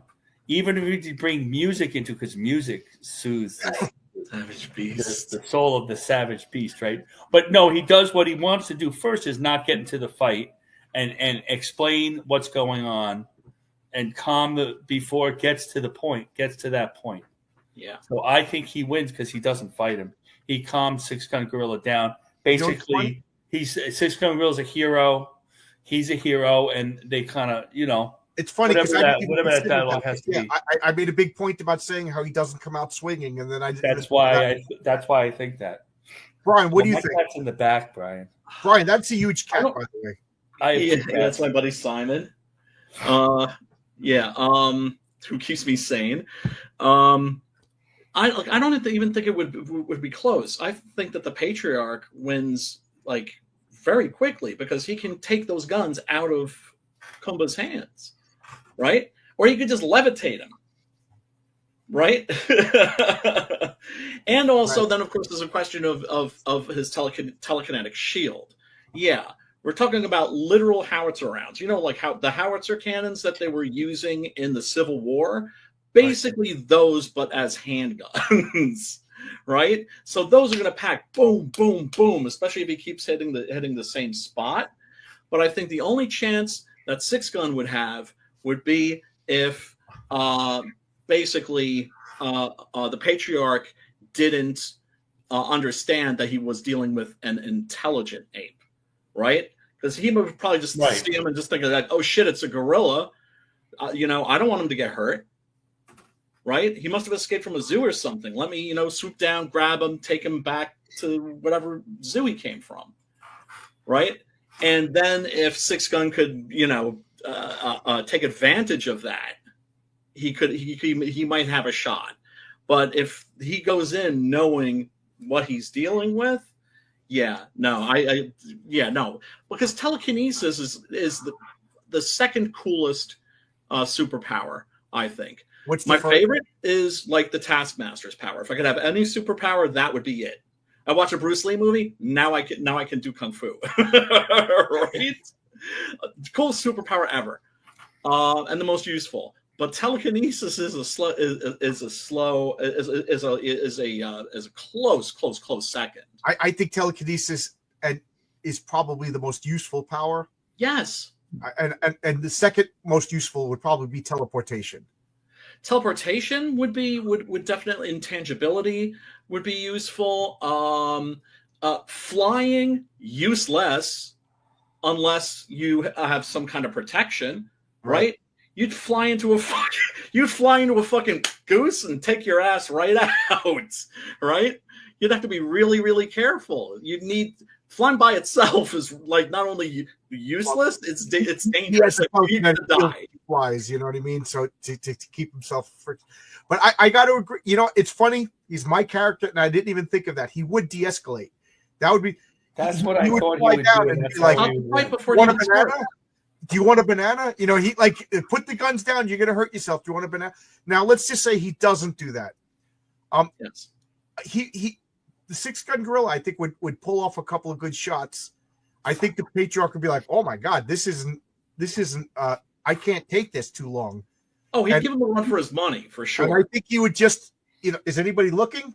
If nobody's looking, he would literally pick him up by the guns, so that the guns would be, you know, if the 6-gun gorilla let go of the guns and lunged at him, now that's how the 6-gun gorilla would win.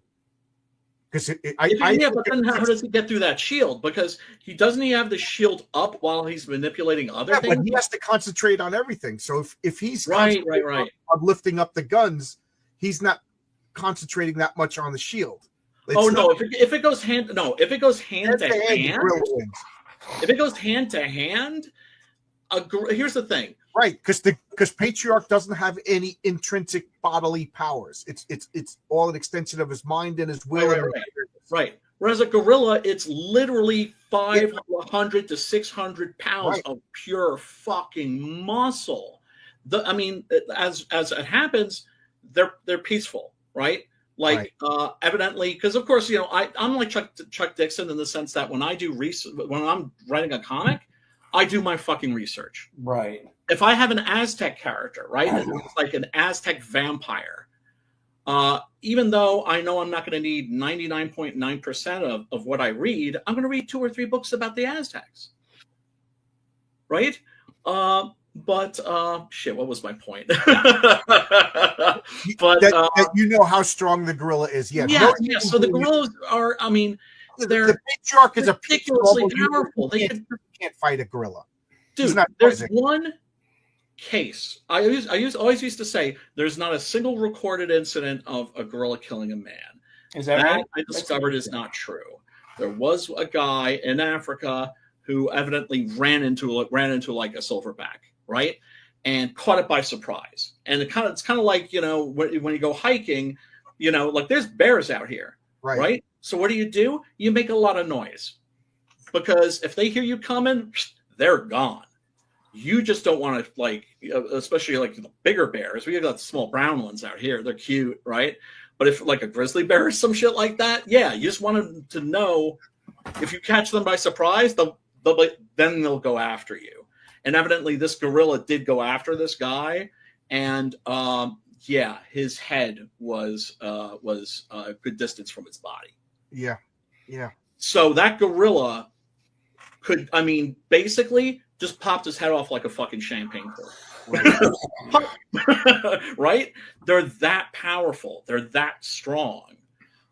That's one of the things that made me love gorillas when I was a kid, right? Because when you're a kid, you identify with these figures that are powerful, right?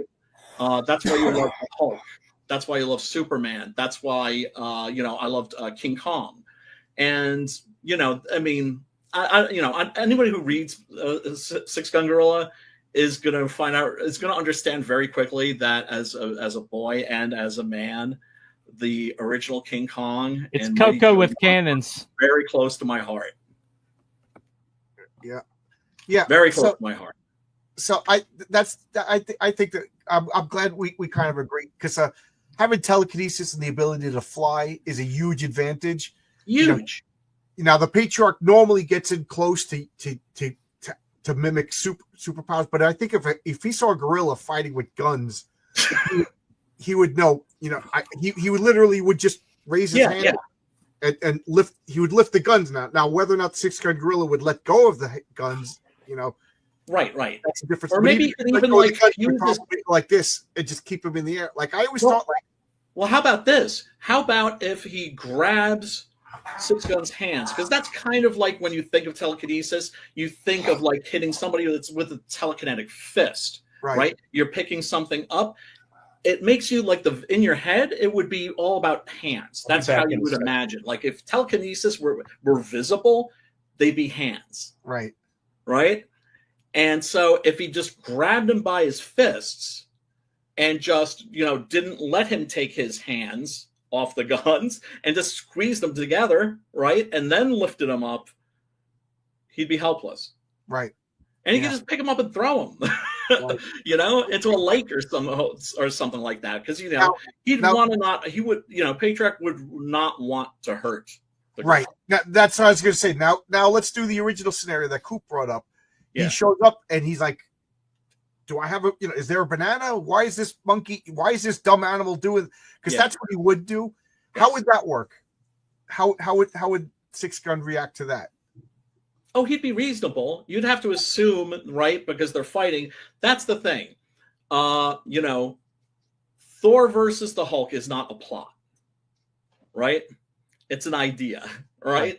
It's a setup for like a fight, but it's not a story, right? So, of course, you're going to have to craft the story of how these characters that were created not to complement each other, but are completely separate, right? That's the thing people forget about the Avengers and the Justice League. Those characters were not created to be a group. It's not like the Fantastic Four, right? Where instead you're just taking these characters and just throwing them together and seeing what happens. But if for some reason it was they need a reason to fight, right? And like that's one of the reasons I loved the Marvel comics when I was a kid, was because when I saw Martian Manhunter would meet Superman or Batman or somebody like that, they would shake hands and they would talk. In Marvel comics, it always started out with a fight. Always. I just thought always start out with a fight. Always. Right? Because it's more exciting. And but then that creates a problem. That's what I loved. What I thought was so genius about Civil War, right? And I remember Millar saying that that's one of the things that he loved about Marvel when he was a kid, was the fact that if you saw these characters meeting each other, it was always a freaking fight. Thor runs into Hercules. Oh, that's going to be a brawl. Right? It's just going to happen. It's just a given. Yeah. I always thought that was the funniest thing. Could you imagine? Well, I've got a script. Could you imagine if us four were in a bar and all of a sudden I just wailed on you and started fighting? You know what I mean? And then 3 days later we're buddies again. That's I'm sorry, Daredevil. You just punched me in the face. I'm not your friend anymore. It was a misunderstanding, though. It was a misunderstanding. He thought that what he was seeing wasn't like what he was actually seeing. It just looked bad, right? It looked like you were trying to dump a dead hooker. Captain America. You were actually trying to help this person. At T-Bunny's face over here. Yeah, so it's always some kind of a misunderstanding, usually, right? Because they're heroes. Well, right. I've got a script right now where Ironsides faces Abbott from Company Man, if you know about Kemosabe's Company Man. And the first thing they do is throw down, but Ironsides kind of stops. He's like, whoa, what are we doing here? And Abbott's still throws a fist and stops it an inch from his nose and flicks his nose and says, "See, I would have won," and Ironsides is I stopped. He's like, "Yeah, but that doesn't matter though," Frickin' Mike Barron, right? Whom we love. Yeah. I actually finally got a chance to be on a stream with. Yeah. I've been on a bunch of streams with him, but I finally got to fucking air my beef with that dude, which is. There was this thing, Crossroads, I think it was called. It was First Comics characters. I remember that. Right? That were, right? So you had John Sable Freelance and Badger, right? Or and then you had Grimjack, my boy, and you had Judah the Hammer from Nexus. Right. Right? And you know what the fight is? Fucking Judah just basically backhands him, backhands Grimjack and just knocks him out and the fight's over. I will never forgive you for that, Mike. I still don't. I still have a bug up my ass about that. I still don't like in the DC Image team up when Grifter goes to fight Batman and they don't. Grifter basically says, "I can't win." I was like, "Oh, come on, give us something. Give us a little bit." Do you know who really had the great idea? Chuck Dixon wanted to do Batman versus Dirty Harry. Yes, Clinton himself stopped that. Yeah. You know this story, right? Yeah. Because I remember when I mentioned that to Chuck, I asked him. He was just like, "How did you know that?" Right? He told the story. Right? Yeah. And the thing is that would have made an awesome comic. But then, of course, Clint Eastwood had this thing where he doesn't want his image used. Right. So, hopefully June. Looks like June. Finally, because the book is finished. That is to say, there's about 2 to 3 more pages that need to be colored, and then lettered, and the lettering, of course, goes really fast. We're like right on the edge of fulfillment. So, and trust me, I know these books are late. I want to get them to you more than anything, and that's another thing too. People, if your campaign is late, give people updates. Regular updates. Yeah. I put up the pages as I get them, but that's tricky because I don't want to drop any spoilers. Right. So I'll post just a couple of pages, but I'll show you the book is getting done. Right. Preston and I, we had a rough year. Right. He lost his home because of a tornado. I lost my home because my mom got sick with Alzheimer's. I had to take care of her, and it wiped me out financially. Right. So that's not an excuse. That's just a explanation. It's an and we're going to make sure that you are happy with the finished product. Like, then I got these things. I will say that I think most people are forgiving as long as you give updates and you're reasonable and it's not I think that if you do a campaign, there is a little bit of privacy that you have to let them know what is happening. You have to. If you're sick, you have to let them know you're sick. If you're in the hospital, you have to even if you don't want to know, you kind of know because they put a financial thing on your book. Yeah, and like Jack said, life happens. It does. It does, but still, like the people that backed this was 2 years late. But I made sure. Oh, nice, John. Nice. I made sure that when I finally got these to the people that backed it, they didn't get 1; they got 2. Oh, okay. And a written apology. Oh, that's cool. Yeah, that's a good idea. Yeah. And a sincere one, right? Because nothing is worse than an insincere apology, right? That makes you just want to strangle somebody. Right. Ice Coop. But yeah, no, I mean, you have to understand that guys like me, we have a lot of affection for our backers because we literally couldn't do this without you. Like, you're literally making our dreams come true. Right. And there's nothing worse than feeling like one of the worst feelings in the world, gentlemen, I think you could probably agree with me, feeling like you let your friend down. Yeah. Right? That's one of the worst feelings in the world. I let my friend down. I let them down. Right? Which is going to happen in life. Right? And hopefully you learn from it. But that's how I feel about my backers. I feel like let them down, and I'm not going to let them down because I don't want to live. Like when Cooper picked Six Gun Gorilla over Patriarch, he let his friend down. No, really. Yeah, yeah, without a doubt. But yeah, no, I mean, I'm sorry. I'm just being honest. I know, I'm busting chop, Brian. Because I backed 2. And you sent me a trade paperback. Yes. Is what I'm getting any different than the trade paperback that you sent me? No, it should be this. It should be. Oh shit! It should be.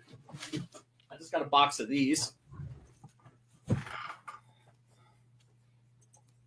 Is that the book I sent you? I saw that that Homeboy has the Kanan White variant cover. Yeah, that's exactly what I got. That's in your hand right there. That you got one of those? No, in your hand. Oh, that's okay. Yeah, because even I don't own one of those. Right, and that's the thing. When I say shit is like limited edition, it's fucking limited edition, right? Because I understand that some people are buying stuff as an investment. And hey, what's up? What's up, man? We get the upside down people from brother, man. Australia coming in. How you doing? Mike? Fucking raid. But yeah, these got these coming, and then there will be volume 2. But you can get it also as issues 9 and 10, because I discovered you can't run a campaign for issue by issue, right? Nobody was going to back Six Gun Gorilla number 9 because they're waiting for the trade paperback, right? And we have there's two kinds of customers we have: trade paperback people and floppy people. You want to make sure that you cater to both of their desires, right?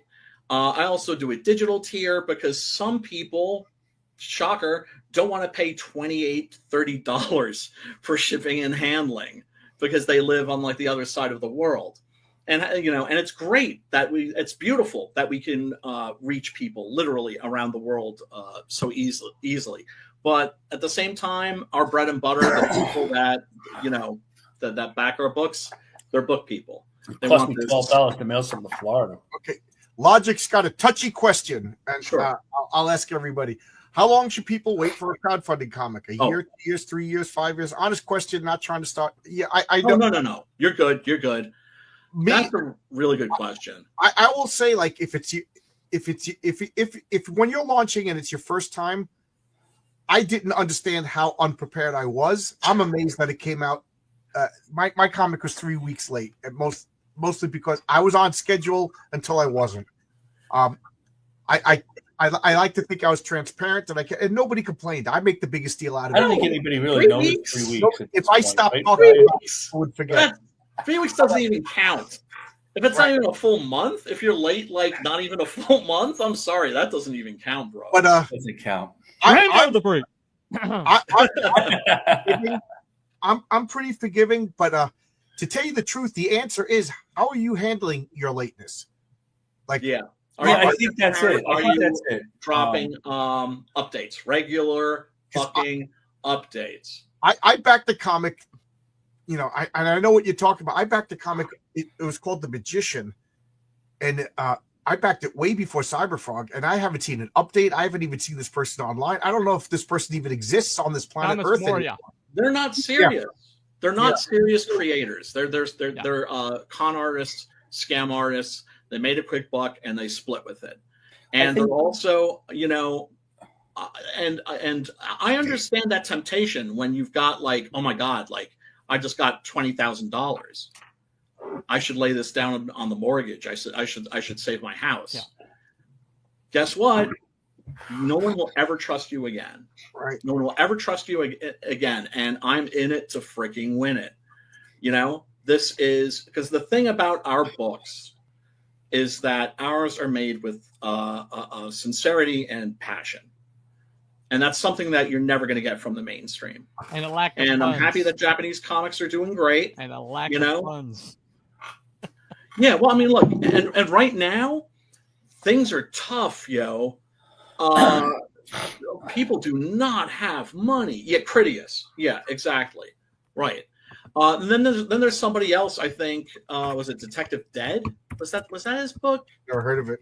I forget. But then there was like another fellow like that. And my attitude is, if somebody were like like Dan Fraga's Andrew Huerta. That's it. Yeah. If they were to then deliver the book, come back and to fulfill and give a mea culpa, they should be forgiven. However, if people are then reluctant to back their next book, yeah, well, that's it. I get it. But get it. Don't everybody get me started on Rob Willis. Please don't get me Oh, wrong. Pow! Michael Bancroft brings up an excellent point. Now, I didn't do 90 grand. I wish I did do 90 grand, but I did pretty good for my first campaign. I had just about 9 grand sitting in my Stripe account. I got the Stripe account, and every day I was getting paid, and I'm like, I don't like this. I can't keep track of the money. You know what I mean? So about $120 went into my regular checking account that I spent. Full disclosure. But then I turned off the Stripe so it would sit there, and so I would have to manually withdraw that money. Now, I didn't plan on breaking my neck. I broke my neck. I wrecked my car. So I went from having a nice cushion in the bank where I could afford to make a comic if it bombed, you know, it wouldn't wreck me, to I'm out of work. I got to buy a new car. I got to make new car payments on a new car.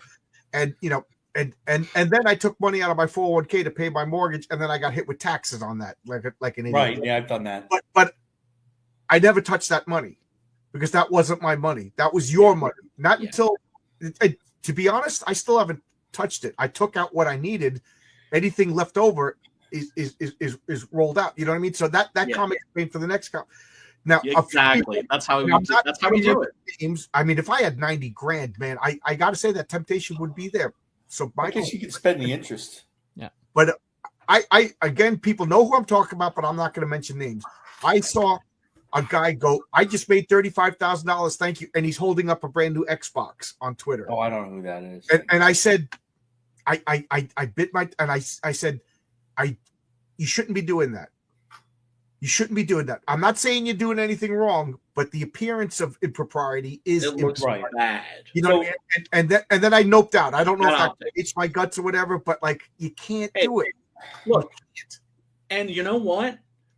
People who are grown men should be able to accept criticism, right? I know one of the things I rely on my friends for, like my closest friends, is for them to let me know when or if I'm fucking up, right? We all need that friend in our life to be like, hey, man, you know what? I love you, but you're wrong. Brian, you think this is clobbering time. It's really an intervention. Coop, lay it on him. So I was just going to say, in my understanding, and John knows this, in the crowdfunding world, there are way worse late things than comics. Tech, games are bad. I have board games that I've been waiting for 7 years. Comics are the least of the late things. We just are in this space we're in, are the loudest about it. Lady Alchemy I figured there was no way. At least it came out like exactly. And in that case, if the campaign is fulfilled and the person apologizes, that's an important part, is the apology, right? And it better be sincere, because like I said, there's nothing worse than an insincere apology. That makes you hate a motherfucker bad. It's funny. It's like I'm friendly with Martina Markota. She's the one that's doing Yeah, she fulfilled. That's going to be a bump, John. I still don't even know all the details because I don't want to ask. I don't want to. You know, it's like the Dan Fraga thing. He is going to fulfill this campaign. Yes, he is. I've seen, and maybe others have too, I've seen all the sketched out pages on his phone. And he is a guy that Dan's a lot of things, but he's a man of his word. Yes, he is. I don't want not to get into the Dan Fraga controversy. That's ridiculous. We talked about that too. He's going to be a special comic because he's putting his heart and soul in it. But he regrets every day that it's late. And what he didn't do was give the proper updates. People didn't know his 2 medical problems. He had this one. He had that one. And then finally, his hands were shaking like this. And that's one of the reasons why he took a full-time job, because he has to pay for his family. But nobody knew that until now, until the last year, I think we knew. Right. But before that, nobody knew. Where's Dan? Where's Dan? Well, Where's Dan? I understand why, though. I understand why. Because when I was going through my shit, I wasn't putting that in the updates. I was just posting stuff as I was getting it. Right. Well, because the thing is you don't, and I understand, he should have given updates and let people know what was going on with him health-wise. Right. But I understand why he didn't. Dan's a great man. I love him, but you know. Yeah. I understand why he didn't. I just this is the late book that I know most about, and that I can talk about. I'm not talking about how other people run their businesses, whether they make one campaign to pay for that. If we're at that level, God bless us all. Yeah, we all have a couple of campaigns going, and they all make money. Whatever. We got 75 people. Don't draw 2 comic books as once. That's one thing I'll never do. But we got 75 people watching. We got 4 people. So you should all back. No, all back my comic, all back and back Brian's comic. But what I want to say is stop. Guess what this is, Cooper? Stop pocket watching other people's money. It is Cooper. Guess what this is? Owen. Yes. No, it's bad. If I was at work, if I work construction, I'm at my desk.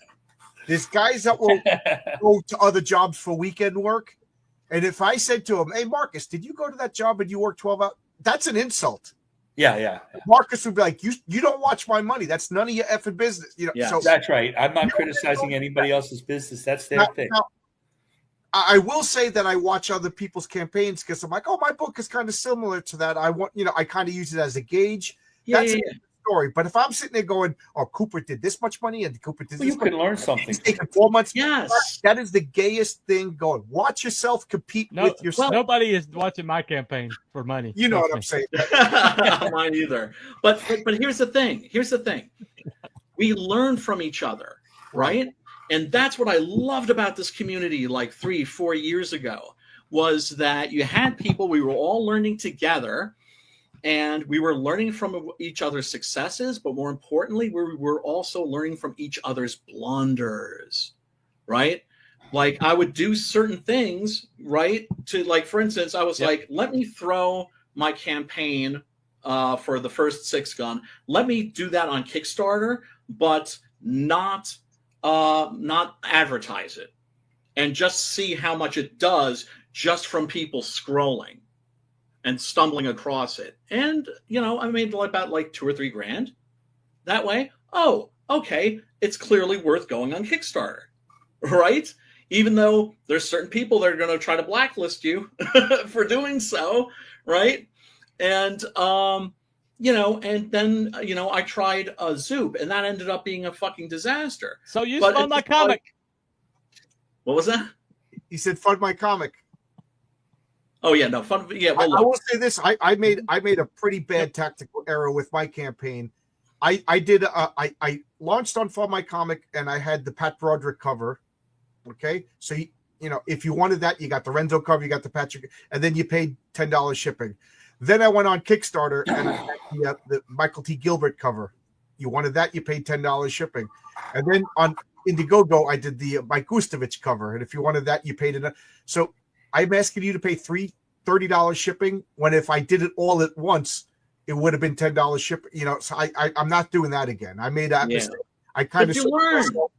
But now, if you want the extra covers as an add-on, you could get them. The shipping's figured in, so everything's cool. But I ruined. I did the other mistake I almost did was I watched your boy Zach.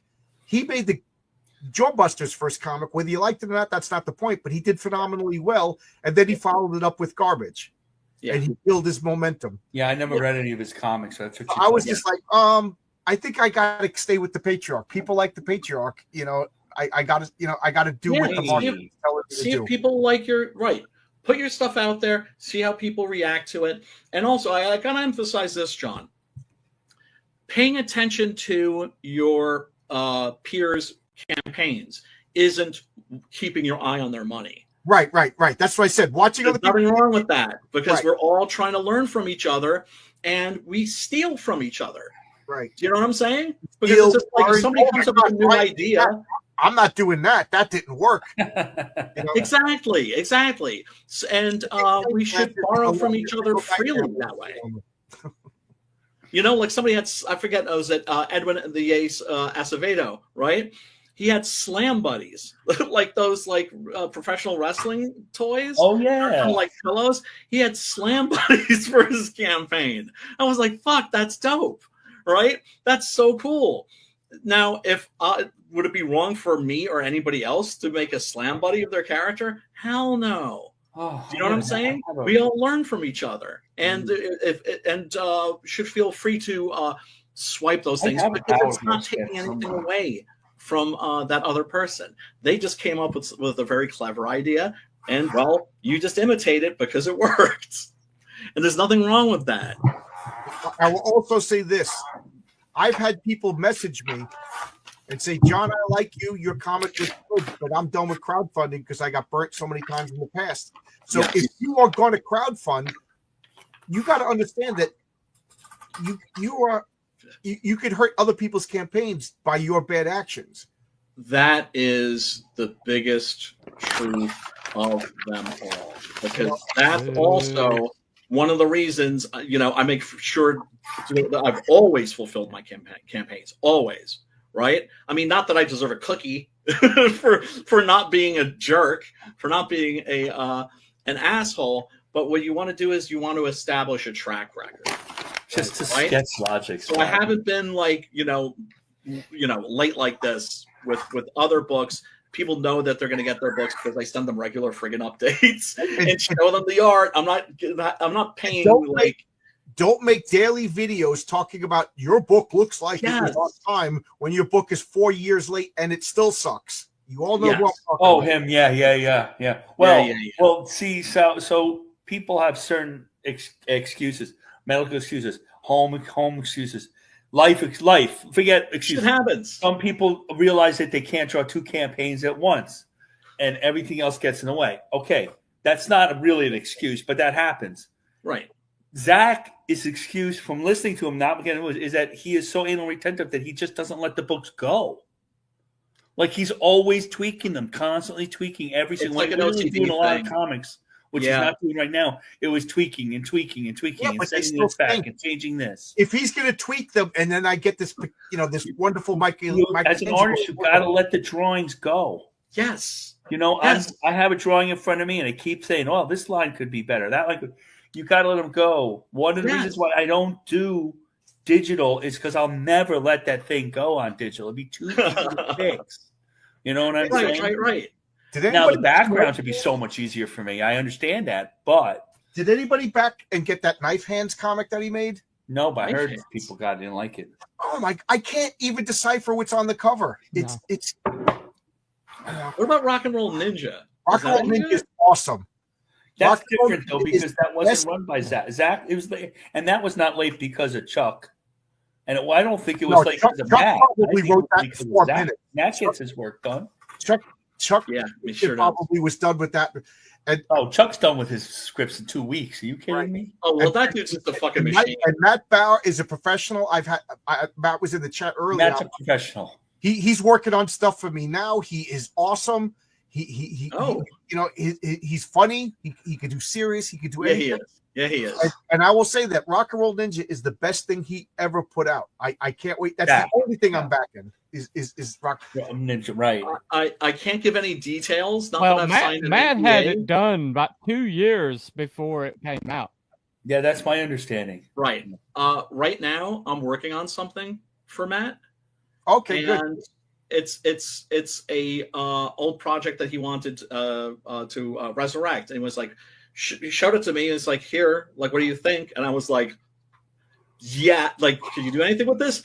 Yeah, hell yeah! I can't wait to talk about that, man. That's gonna be fun. Then I got Blood Moon Stomp coming out this year with Adam Lawson. That's my book. That's basically Adam asked me, like, he read a screenplay I had written that was about Mexican wrestlers fighting monsters, right? Oh, I like that. That's a great idea. And I love the El Santo movies, right? And the whole idea is that the wrestling is fake, but the monster fighting is real. Like, he is actually out in a graveyard fighting vampires. Brian, in the movies that he makes. Yeah, I've been bouncing ideas off of Oscar about a Mexican superhero. And they won't let you do that in the mainstream. I just want to do it so bad, and Oscar's like, no, you'll get made fun of if you do it that way. You know what I mean? Like he's trying to keep it. Bane is based on Mexican wrestling. Well, John, are you Mexican? No, not at all. I'm an Irish Italian from New York, but that's why I'm talking about. So you can't do that. You can't do that because that's cultural appropriation. Oh no, that's not true. I work for Mythic Americas and work on indigenous people's comic.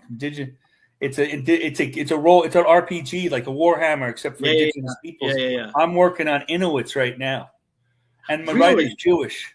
Inuits are really interesting. Mexican El Chingon. I don't know if that's a two-story 8-pagers for them. Means. What does it mean? Awesome. Am I cursing right now? Oscar, did I just say a bad word?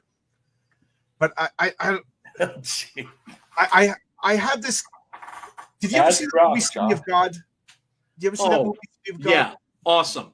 I've been obsessed with that movie for years. It's incredible. And I was just thinking, like, what if, like you got this, the Ciudad de Dios in Brazil. It's the world's largest slum, although now Mexico has the world's largest slum.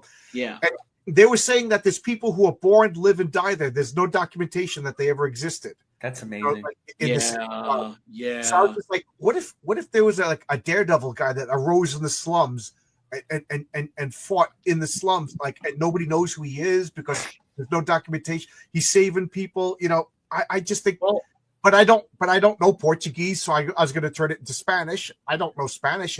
I could get around the DMV, but I can't, speak. Well, I know what you're thinking of too. I know what you're thinking of, because there is one of the things. By the way, City of God, folks, if you haven't seen it, add it to your IMDb list.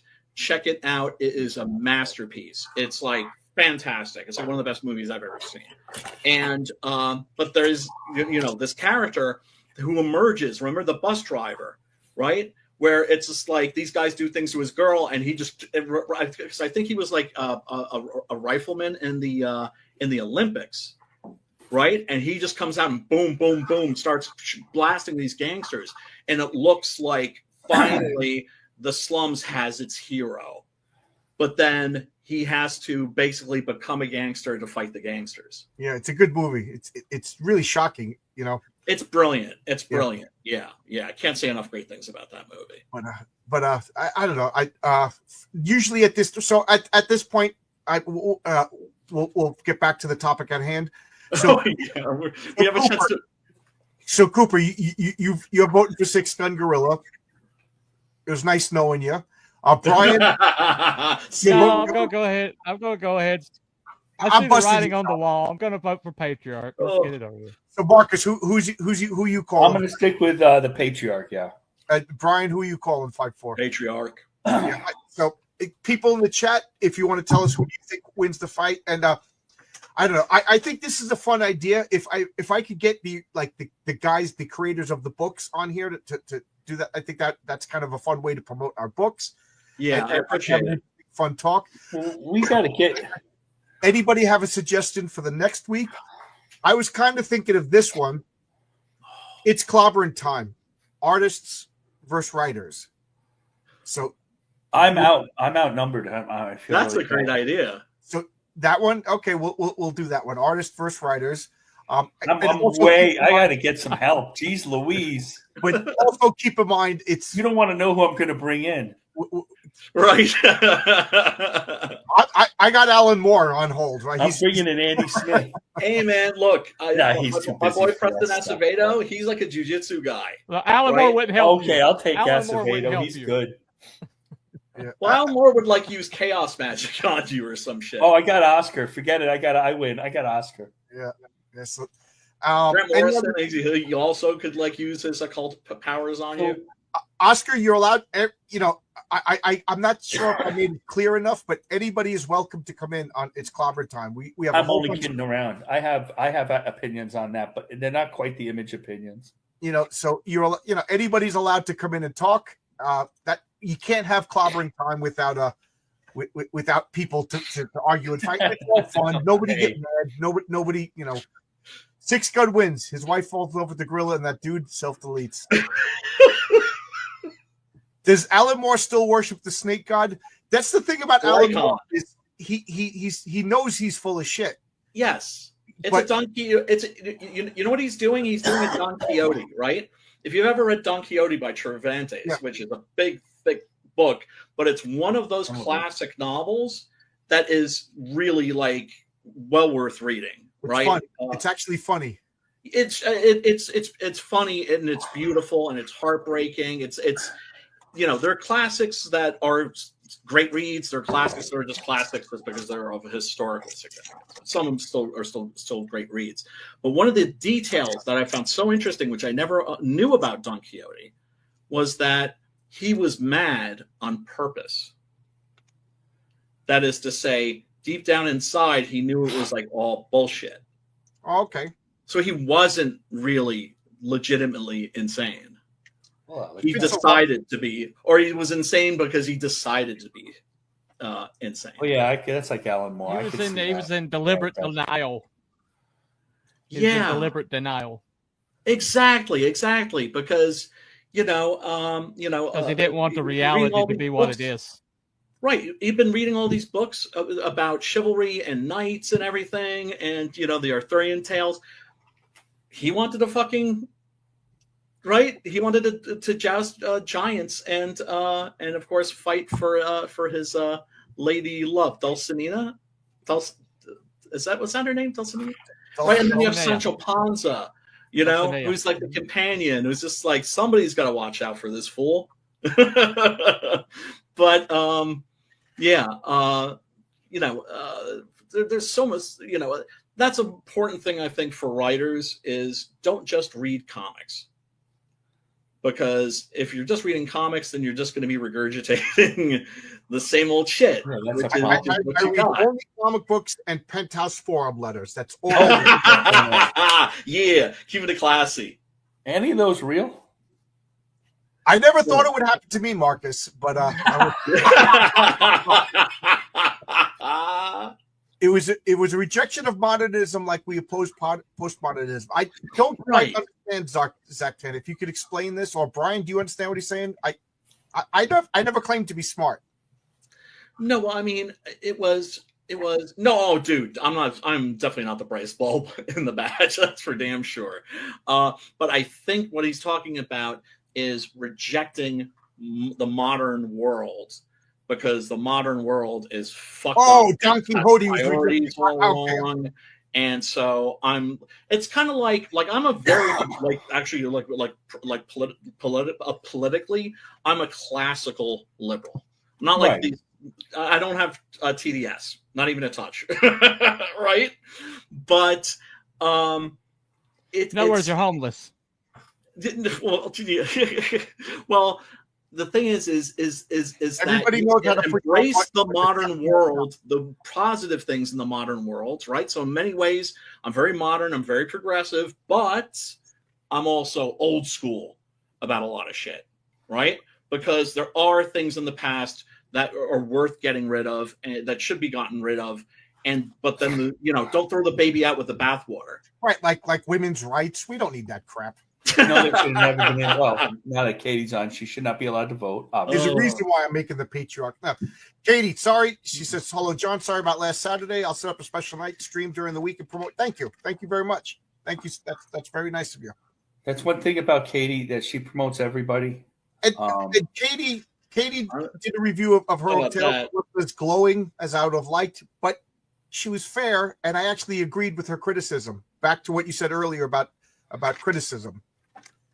Yeah, you have to. Yeah, well, because look, we fucking put our work out there. We don't know if it's any good or not. It's like, I think it's good, but until I get the verdict from other people, and I've been super lucky, super duper lucky, and blessed that everybody who reads Six Gun Gorilla loves it.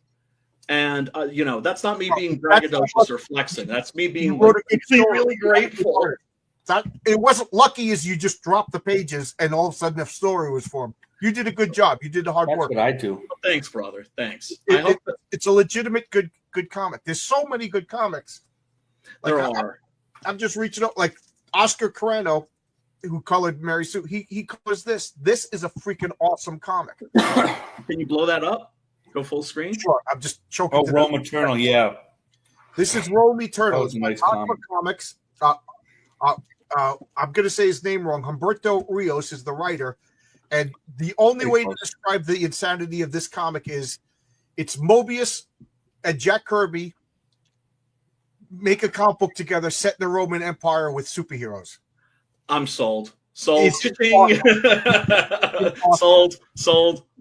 I don't think I've heard of it. No, that's problem is that people haven't heard of it. I've been championing this comic. Battle Brick Road. I can't believe I enjoyed Battle Brick Road more. I knew I was going to like it. Yeah. But I didn't think I was going to like it as much because I said earlier I'm very protective of the Wizard of Oz. That's a book. Peter Pan and the Wizard of Oz are two books that are very personal to me.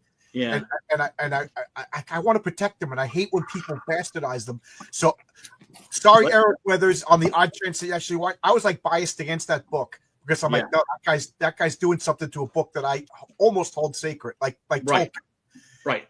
And then I got the book, and I'm like, no, this guy loves the Wizard of Oz. He's doing something different with it. This isn't Steamboat Willie axe murderer. Zeb Hatfield is a hell of a writer. Zeb Hatfield. But I got what you got there. Second issue. I have right here. Captain Action versus Al Capone Vampire by J.C. Vaughn. I got them on. Okay. And again, I'm not a prude. I got Slave. Oh, I got that too. I got the Jim Lee variant though. This was really great. Frog G by that's Jason Bass. And then the thing about poor JC, he funds less than all you guys. He funds as low as anybody, and he's like super happy about it. Oh man, are we busting out books now? Yeah. Okay. But I want to say this. Let me grab some shit. That was a lot of fun, right? Clint, if you're actually watching this, I would love for him to like do a cover for. I love his art style. It is. I mean, yes, he the big booby girl stuff like that, but when he draws serious, it's awesome. It's really good. He's got. Did you back the next Blue Bombshell? I anything Clint Holinsky does, I back. And then I got Teenage Mutant Ninja Turtles. Okay, that one's okay. Well, this one John will like. Oh, Horace H. Hoover. Yep. This let's tell you this little story. So everybody who backed it has the alternate comics versions, right? Well, I needed the last issue that Fabrizio done. So I bought the last issue, $8. This is great. John had said it's on better paper. And Fabrizio sends me all 3 comics. Right. He's a good guy. Because he says, well, I'm a nice guy. I'm in his chat when he inks. And I repost a lot. No, I got that. That's really good. And you know what? I did not reread this yet. I have to reread this because the colors and the paper are so much better and clearer that it's worth every dime to go buy it directly from Fabrizio's website. That's what I wanted to say. And he's Brian, I bet you even nice believe guy for that. I mean, I got Core Draft and all those others, but we know who got that. Comics right now. But yeah, no, I mean, that's why I like my Democrat friends. We're no longer friends. That sucks, Brian. But yeah, because I'm a free speech absolutist, and evidently that's like a bad thing. Well, let me ask you this, Brian. Yeah, when did free speech become the worst thing in the history? By the way, I know. I mean, I know when, obviously, but Marcus. Yeah. Sorry. That was their choice. That right? Not your choice. What was that? I said to not be friends. That was their choice, not your choice. Yes. And it's just like, because you're an alt-right Yahtzee because you believe in freedom, because you hold the First Amendment sacrosanct, and also you're anti-censorship, right? These used to be ideals that were upheld by the left. Right? I had to be liberal ideals, yeah. And now they're just like, nah, we're over. I had a 5-year D&D campaign with a group of people. We never missed it. We played every Friday night. My wife made chili. We sat at my table. We laughed. We joked. We actually went on group vacations. Yeah. But I told them I wasn't going to get the vax, and that was it. They were done with me. And what gets me the most mad is we were like 2 sessions away from finishing a 5-year campaign that expanded dimensions. It crossed over superheroes and fantasy characters. Put it all together. I was so proud of this story. And it'll take me 20 years to tell this in the comic book, so I just can't do it. Sorry, John. Yes, seriously, man. And look, people can suck like that. And I've gotten in trouble. I've had people that got mad at me because I said your enemy, your neighbor is not your enemy. Just for saying that, your neighbor is not your enemy. Oh hell no! Carano, oh hell no! You must live in New York, Brian. Yeah, I do, actually. Oh, you do? This, by the way, if you haven't seen it, the Atlantean, This is Russ Leach doing a Cull series. Cull, right, yeah. Cull, just so you all know, is cooler than Conan. Yeah, I got those. I said it. And Conan's badass. Don't get me wrong. I love me some Conan. But Cull has always been more interesting to me because he's introspective. He's such a good artist. He's a cool guy. He's been on my channel. Cull is the ancestor of Conan, or is the predecessor of Conan. That's right. So Old Dirty Fatty gets just a nice job. upset every time I tell a story about my campaign. But at the same time, he wants Brian to shut his whore mouth. I read Batman Prodigal. I have no comment on it. Yeah, so I think he's running a campaign now for the second volume. Randy of this. Zim is writing that. They just closed it out today. That's right. Oh, did they? So it's no longer available. Okay. I'm pretty sure I backed it. I hope I'm not. That's a thing that gets me sometimes. Sometimes I think I've backed something and I haven't. Yeah, I've done that so many times. Oh my god! Oh, I have. Like, where's my book? I have a guy. Where's your order? Where's your money? You know, I have a guy on my channel. I bring up their campaign, so I think that I backed it, and then I never did. I try to keep a list, but that doesn't help that much. No, I wait till they hit FMC. If they don't hit FMC, I don't back them. Oh, dude, the worst is Indiegogo, and when you hit the updates, right? Because then you think that you backed it, and that's why you're getting updates. But if you just that's true. Yeah. Oh, that I want to ask Petey did. What year are we talking about? Because the problem with the Legion of Superheroes is they repeated the stories every time they rebooted it. So is this the original Brett Breeding? That has to be, if it's Jurgens and Breeding, it's got to be the late 80s, right? Okay, yeah, that's what I'm thinking. Unless they're doing a miniseries that I don't know about. I know Dan. That's what I'm thinking. Is this new? Because I know that they're DC right now. But these, you guys know? I'm not sure if you guys know. Do you guys know what the Levitz paradigm is? No. It's a thing. It's that's a comic writing thing. I think this was like Paul Levitz when he was doing Legion of Superheroes. Legion, yeah. He had a diagram. This is actually in Denny O'Neill's book about the DC. Oh, the writing book, yeah. And he actually goes into it, and it was a system he had for basically, writing a comic book like a soap opera, and to juggle all of these different plots and subplots, and when to end one of the subplots and then pick up with another one, right? Like you have to look it up. It's called the Levitz paradigm. It's not something that I think I'll ever find useful, but it's interesting. If you're something a comic book writer, you should definitely check it out. It's something you could do in a monthly comic, Yeah. I think there's another danger too, that we want to get the books out like not late but too fast. So, like John, like if you want to get the book, you say, "Oh, people have to wait 3 months or 6 months." With the cost of these books, making them wait's not a bad thing. I mean, if they're out of time, not a bad thing. Putting them out at $20, even $10 every month is a lot for people to keep backing. It is. So a little breathing room between issues isn't awful. No, I agree. There has to be like that final, because I don't want people to forget like some of the Easter eggs and things that I'm dropping in. Yeah, no, I understand that. And your type of book doesn't want to wait a year because it's more of a floppy than an epic graphic novel. That being said, like you can't afford a $20 book. Right. That's right. That's what I'm saying. Like, although if it was just one book and you were following one creator and you weren't backing anybody else, I suppose you could do it, right? I don't know. And I'm a crazy person.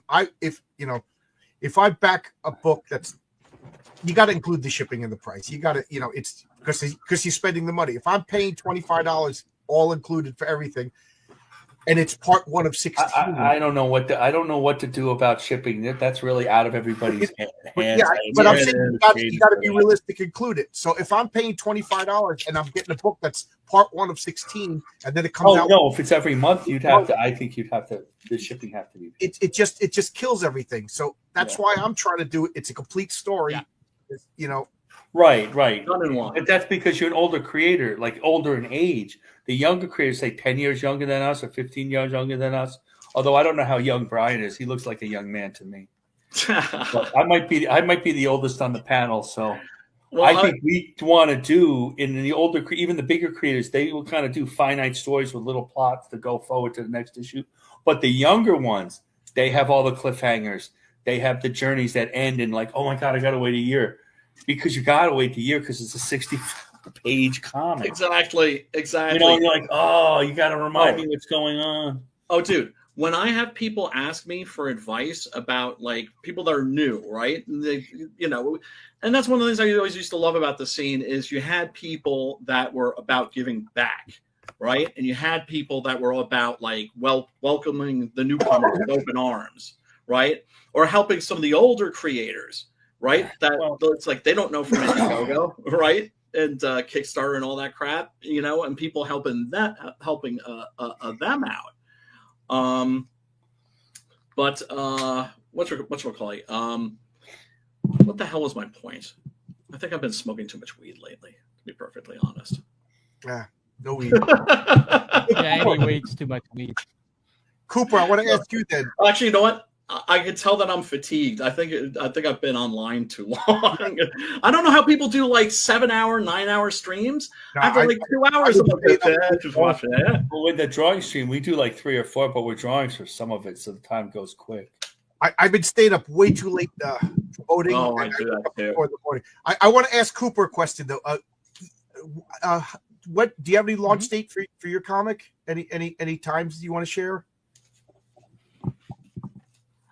No, it's still open. But I'm closing in on less than 10 pages to the end. Oh, cool. And well, that's good. Good job.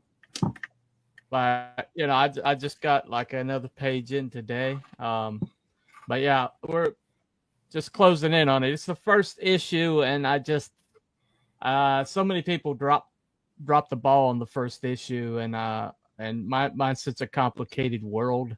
And launching that world is such a bitch, you know, of a that's what, you know, my world is overly complicated. And so basically it's my comic didn't have a world. That's interesting. Oh, yeah, now I remember what I was thinking. Well, it did, my brain fart. Let's get to this because I know Brian's going to talk for 20 minutes. Tony Griego says, so I take it you're not a fan of Alan Moore's Lost Girls. I have it. I still haven't read it yet. I know people say it's basically porn. And again, guys, I'm not a prude. You know, I'm not a prude, but there has to be something more than star whores or boobs. Yes. Oh, please. You know what I mean?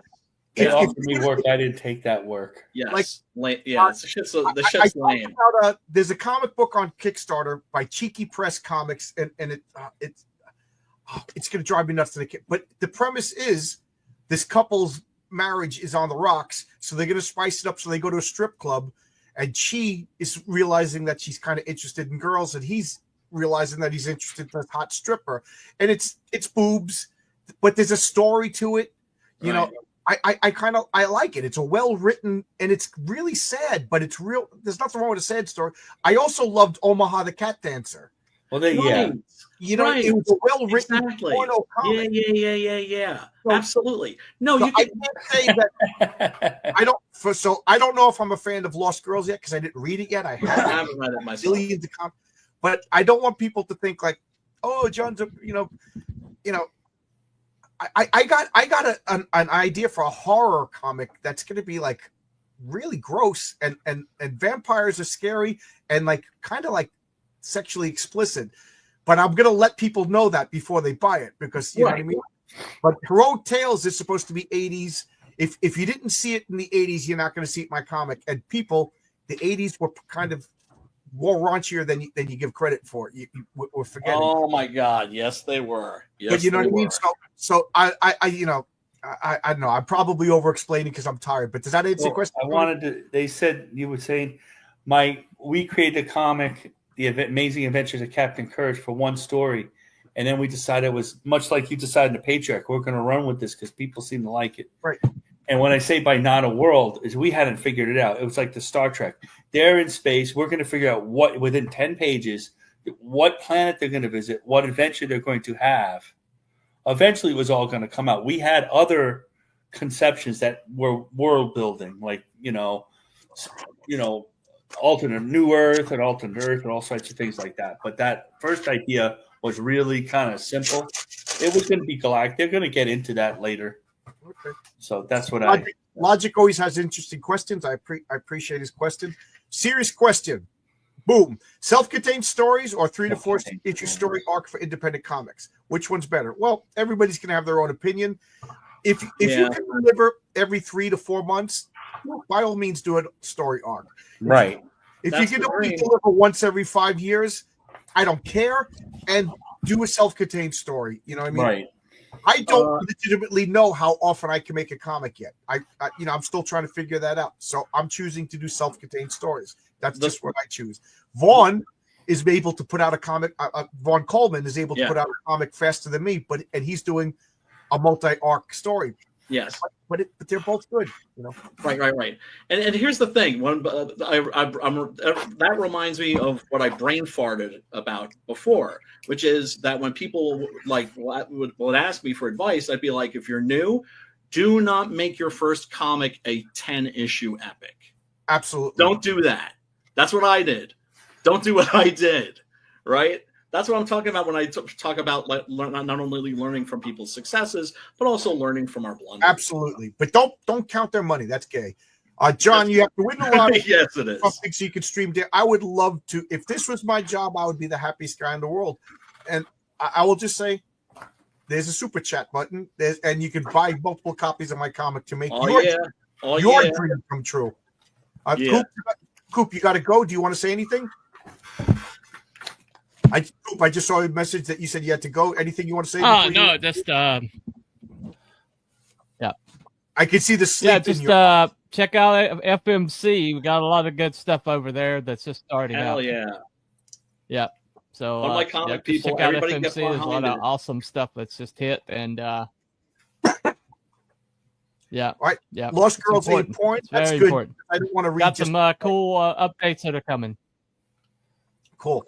Chris Owley says Lost Girls 8 point. That's good because I don't want to just. But anyway, maybe in my 30s, a porn comic book would have been right up my alley. But when you're 57 years old, Yeah. What Kickstarter simp bait titty books ain't your jam? Well said, Tank. Well said. Yeah. Give me a little bit of creativity. Like this night, comic. Good night. Good night. Good night. Good to see you, man. You're always welcome to come in, Coop. You're always invited. Peace out, Coop. Like I just said, I talked about this comic basically set in a strip club about a horrible couple that's cheating on each other, but it's well written. It's a story. It's original characters. The art is nice. I just don't want to get Scooby-Doo, but they bang. Come on, at least come up with an original character. Exactly. The Europeans tend to get it right. Kickstarters, yeah. Well, they do. They're used to albums once a year, once every 2 years from the big creators, and they do everything on it, and they pour their heart into it. But that's how they do their books. French comics are the shit, and I wish Americans would discover French comics the way that they've discovered Japanese comics. Like Japanese comics, yeah. What's the name of that? Milo Manara. He does a lot of graphhic nude. Love him. He's a phenomenal artist. Some of it's porn. Stories. Some of the Milo Manara stuff's porn. Some of it is. Some of it. I would definitely agree with that. At the same time, artists shouldn't necessarily feel like they can't do something that's sexually explicit. No. I remember Libertor. There's a reason for it, right? Like most writers, there are certain scenes I'm terrified of having to write, and I'm terrified of having to write a sex scene. Right, I really don't want to do that. Let me ask you a question, Brian. Who's fucking the gorilla? Oh, he ain't got none.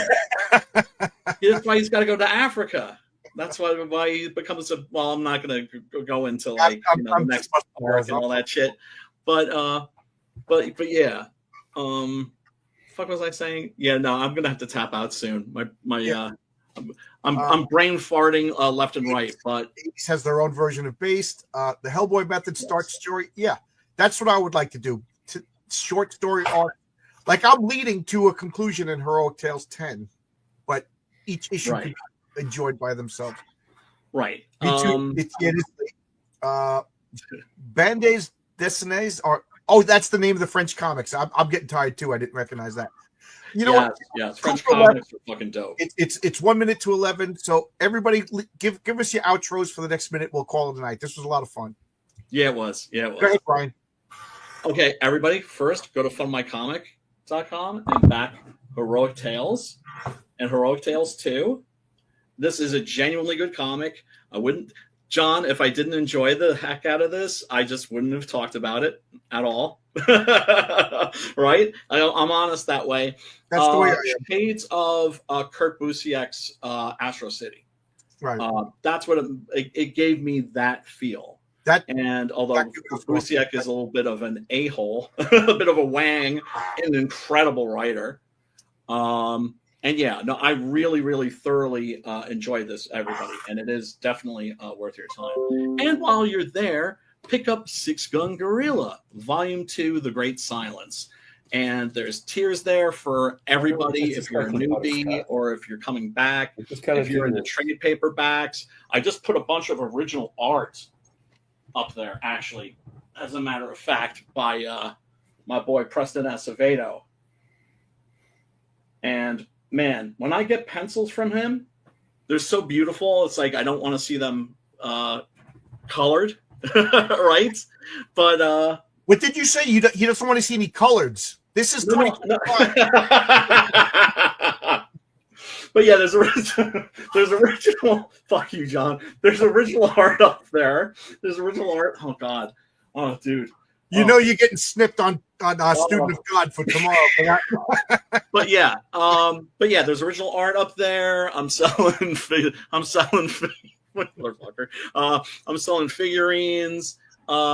Just hop on there, and like I said, there's something for everybody. If you're a trade paperback guy like me, I got you covered. If you're a floppies person, I got you covered.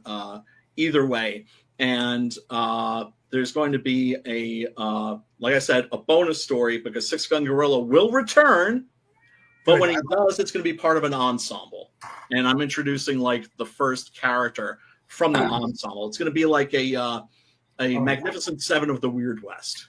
But anyway, everybody, enough of my yapping. John, thank you so much for having me on, brother. I really do appreciate that, and I want you to know that people in this community really appreciate you and what you're doing. Oh, thank you.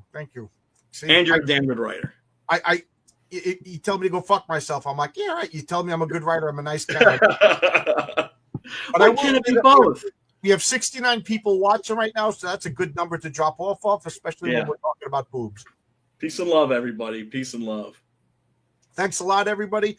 Tomorrow, Saturdays, I don't usually stream unless people invite me on their channel. Saturdays, usually my wife and I do something.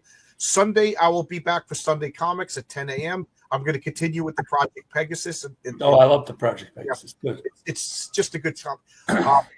I highly recommend Six Gun Gorilla. I'm hoping that if Eddie is Doomed does well, I'm going to be hiring Marcus to do a story. I like Eddie is Doomed. That's great. Yeah. There's a lot going on. Support Eddie Comics, people. With I need to get double what I back right now, so I can do Heroic Tales 3. Yeah. So get on it, everybody. It's on you. Yeah. Yeah, we don't make a lot of money from these books. Usually what we make goes into the next one. I'm on the studio. If you don't watch the studio, Don Draws will get very upset. So watch the studio. I think we have Nick Gerber on. He does another superhero world. I don't know him, but the other guys seem to know him really well. Shogun Warriors. Yeah. And we'll draw his characters. And if you really want to promote a book on that channel, I try to get you on, John. I'll try again. I think you have a new book. You should go on. Whether you were on last week, I didn't agree with that at all. But Brian, you should go on when we'll draw Six Gun Gorilla. It's kind of fun to do it that way. Instead of just, I'm going to draw Lady Death. But why does Brian Polito doesn't need our promotion? Right. So not to pick on him. So I'll be on tomorrow if you want to watch me draw and bust everybody's chops worse than I did here at 7:00. And we go about 3 hours. When is this going down? Reminding Don Draw's channel. Okay. The studio. Gotcha. It's called. I want to thank Garfield's Bizarre Remind for see if I can put giving the, memberships. Yeah, we can drop a link. Memberships. And if anybody has ideas of what I could do, honestly, I don't know what to do with memberships. Like, I did it when I first started, and I had like 2 people, and I never really developed it. So I'm actively asking you guys, what would you want? I'll I tried to make it give the customer what they want, but I honestly am drawing a blank. So thanks a lot, everybody. I'll see you. I'll see you Sundays next time I'll be live. Bye. Peace and love and metal. Yeah, I'm getting sleepy and I can't think of words anymore. I know. Right, words are hard. Words are hard. Thank you. There's Don Jaws. Thanks a lot, everybody.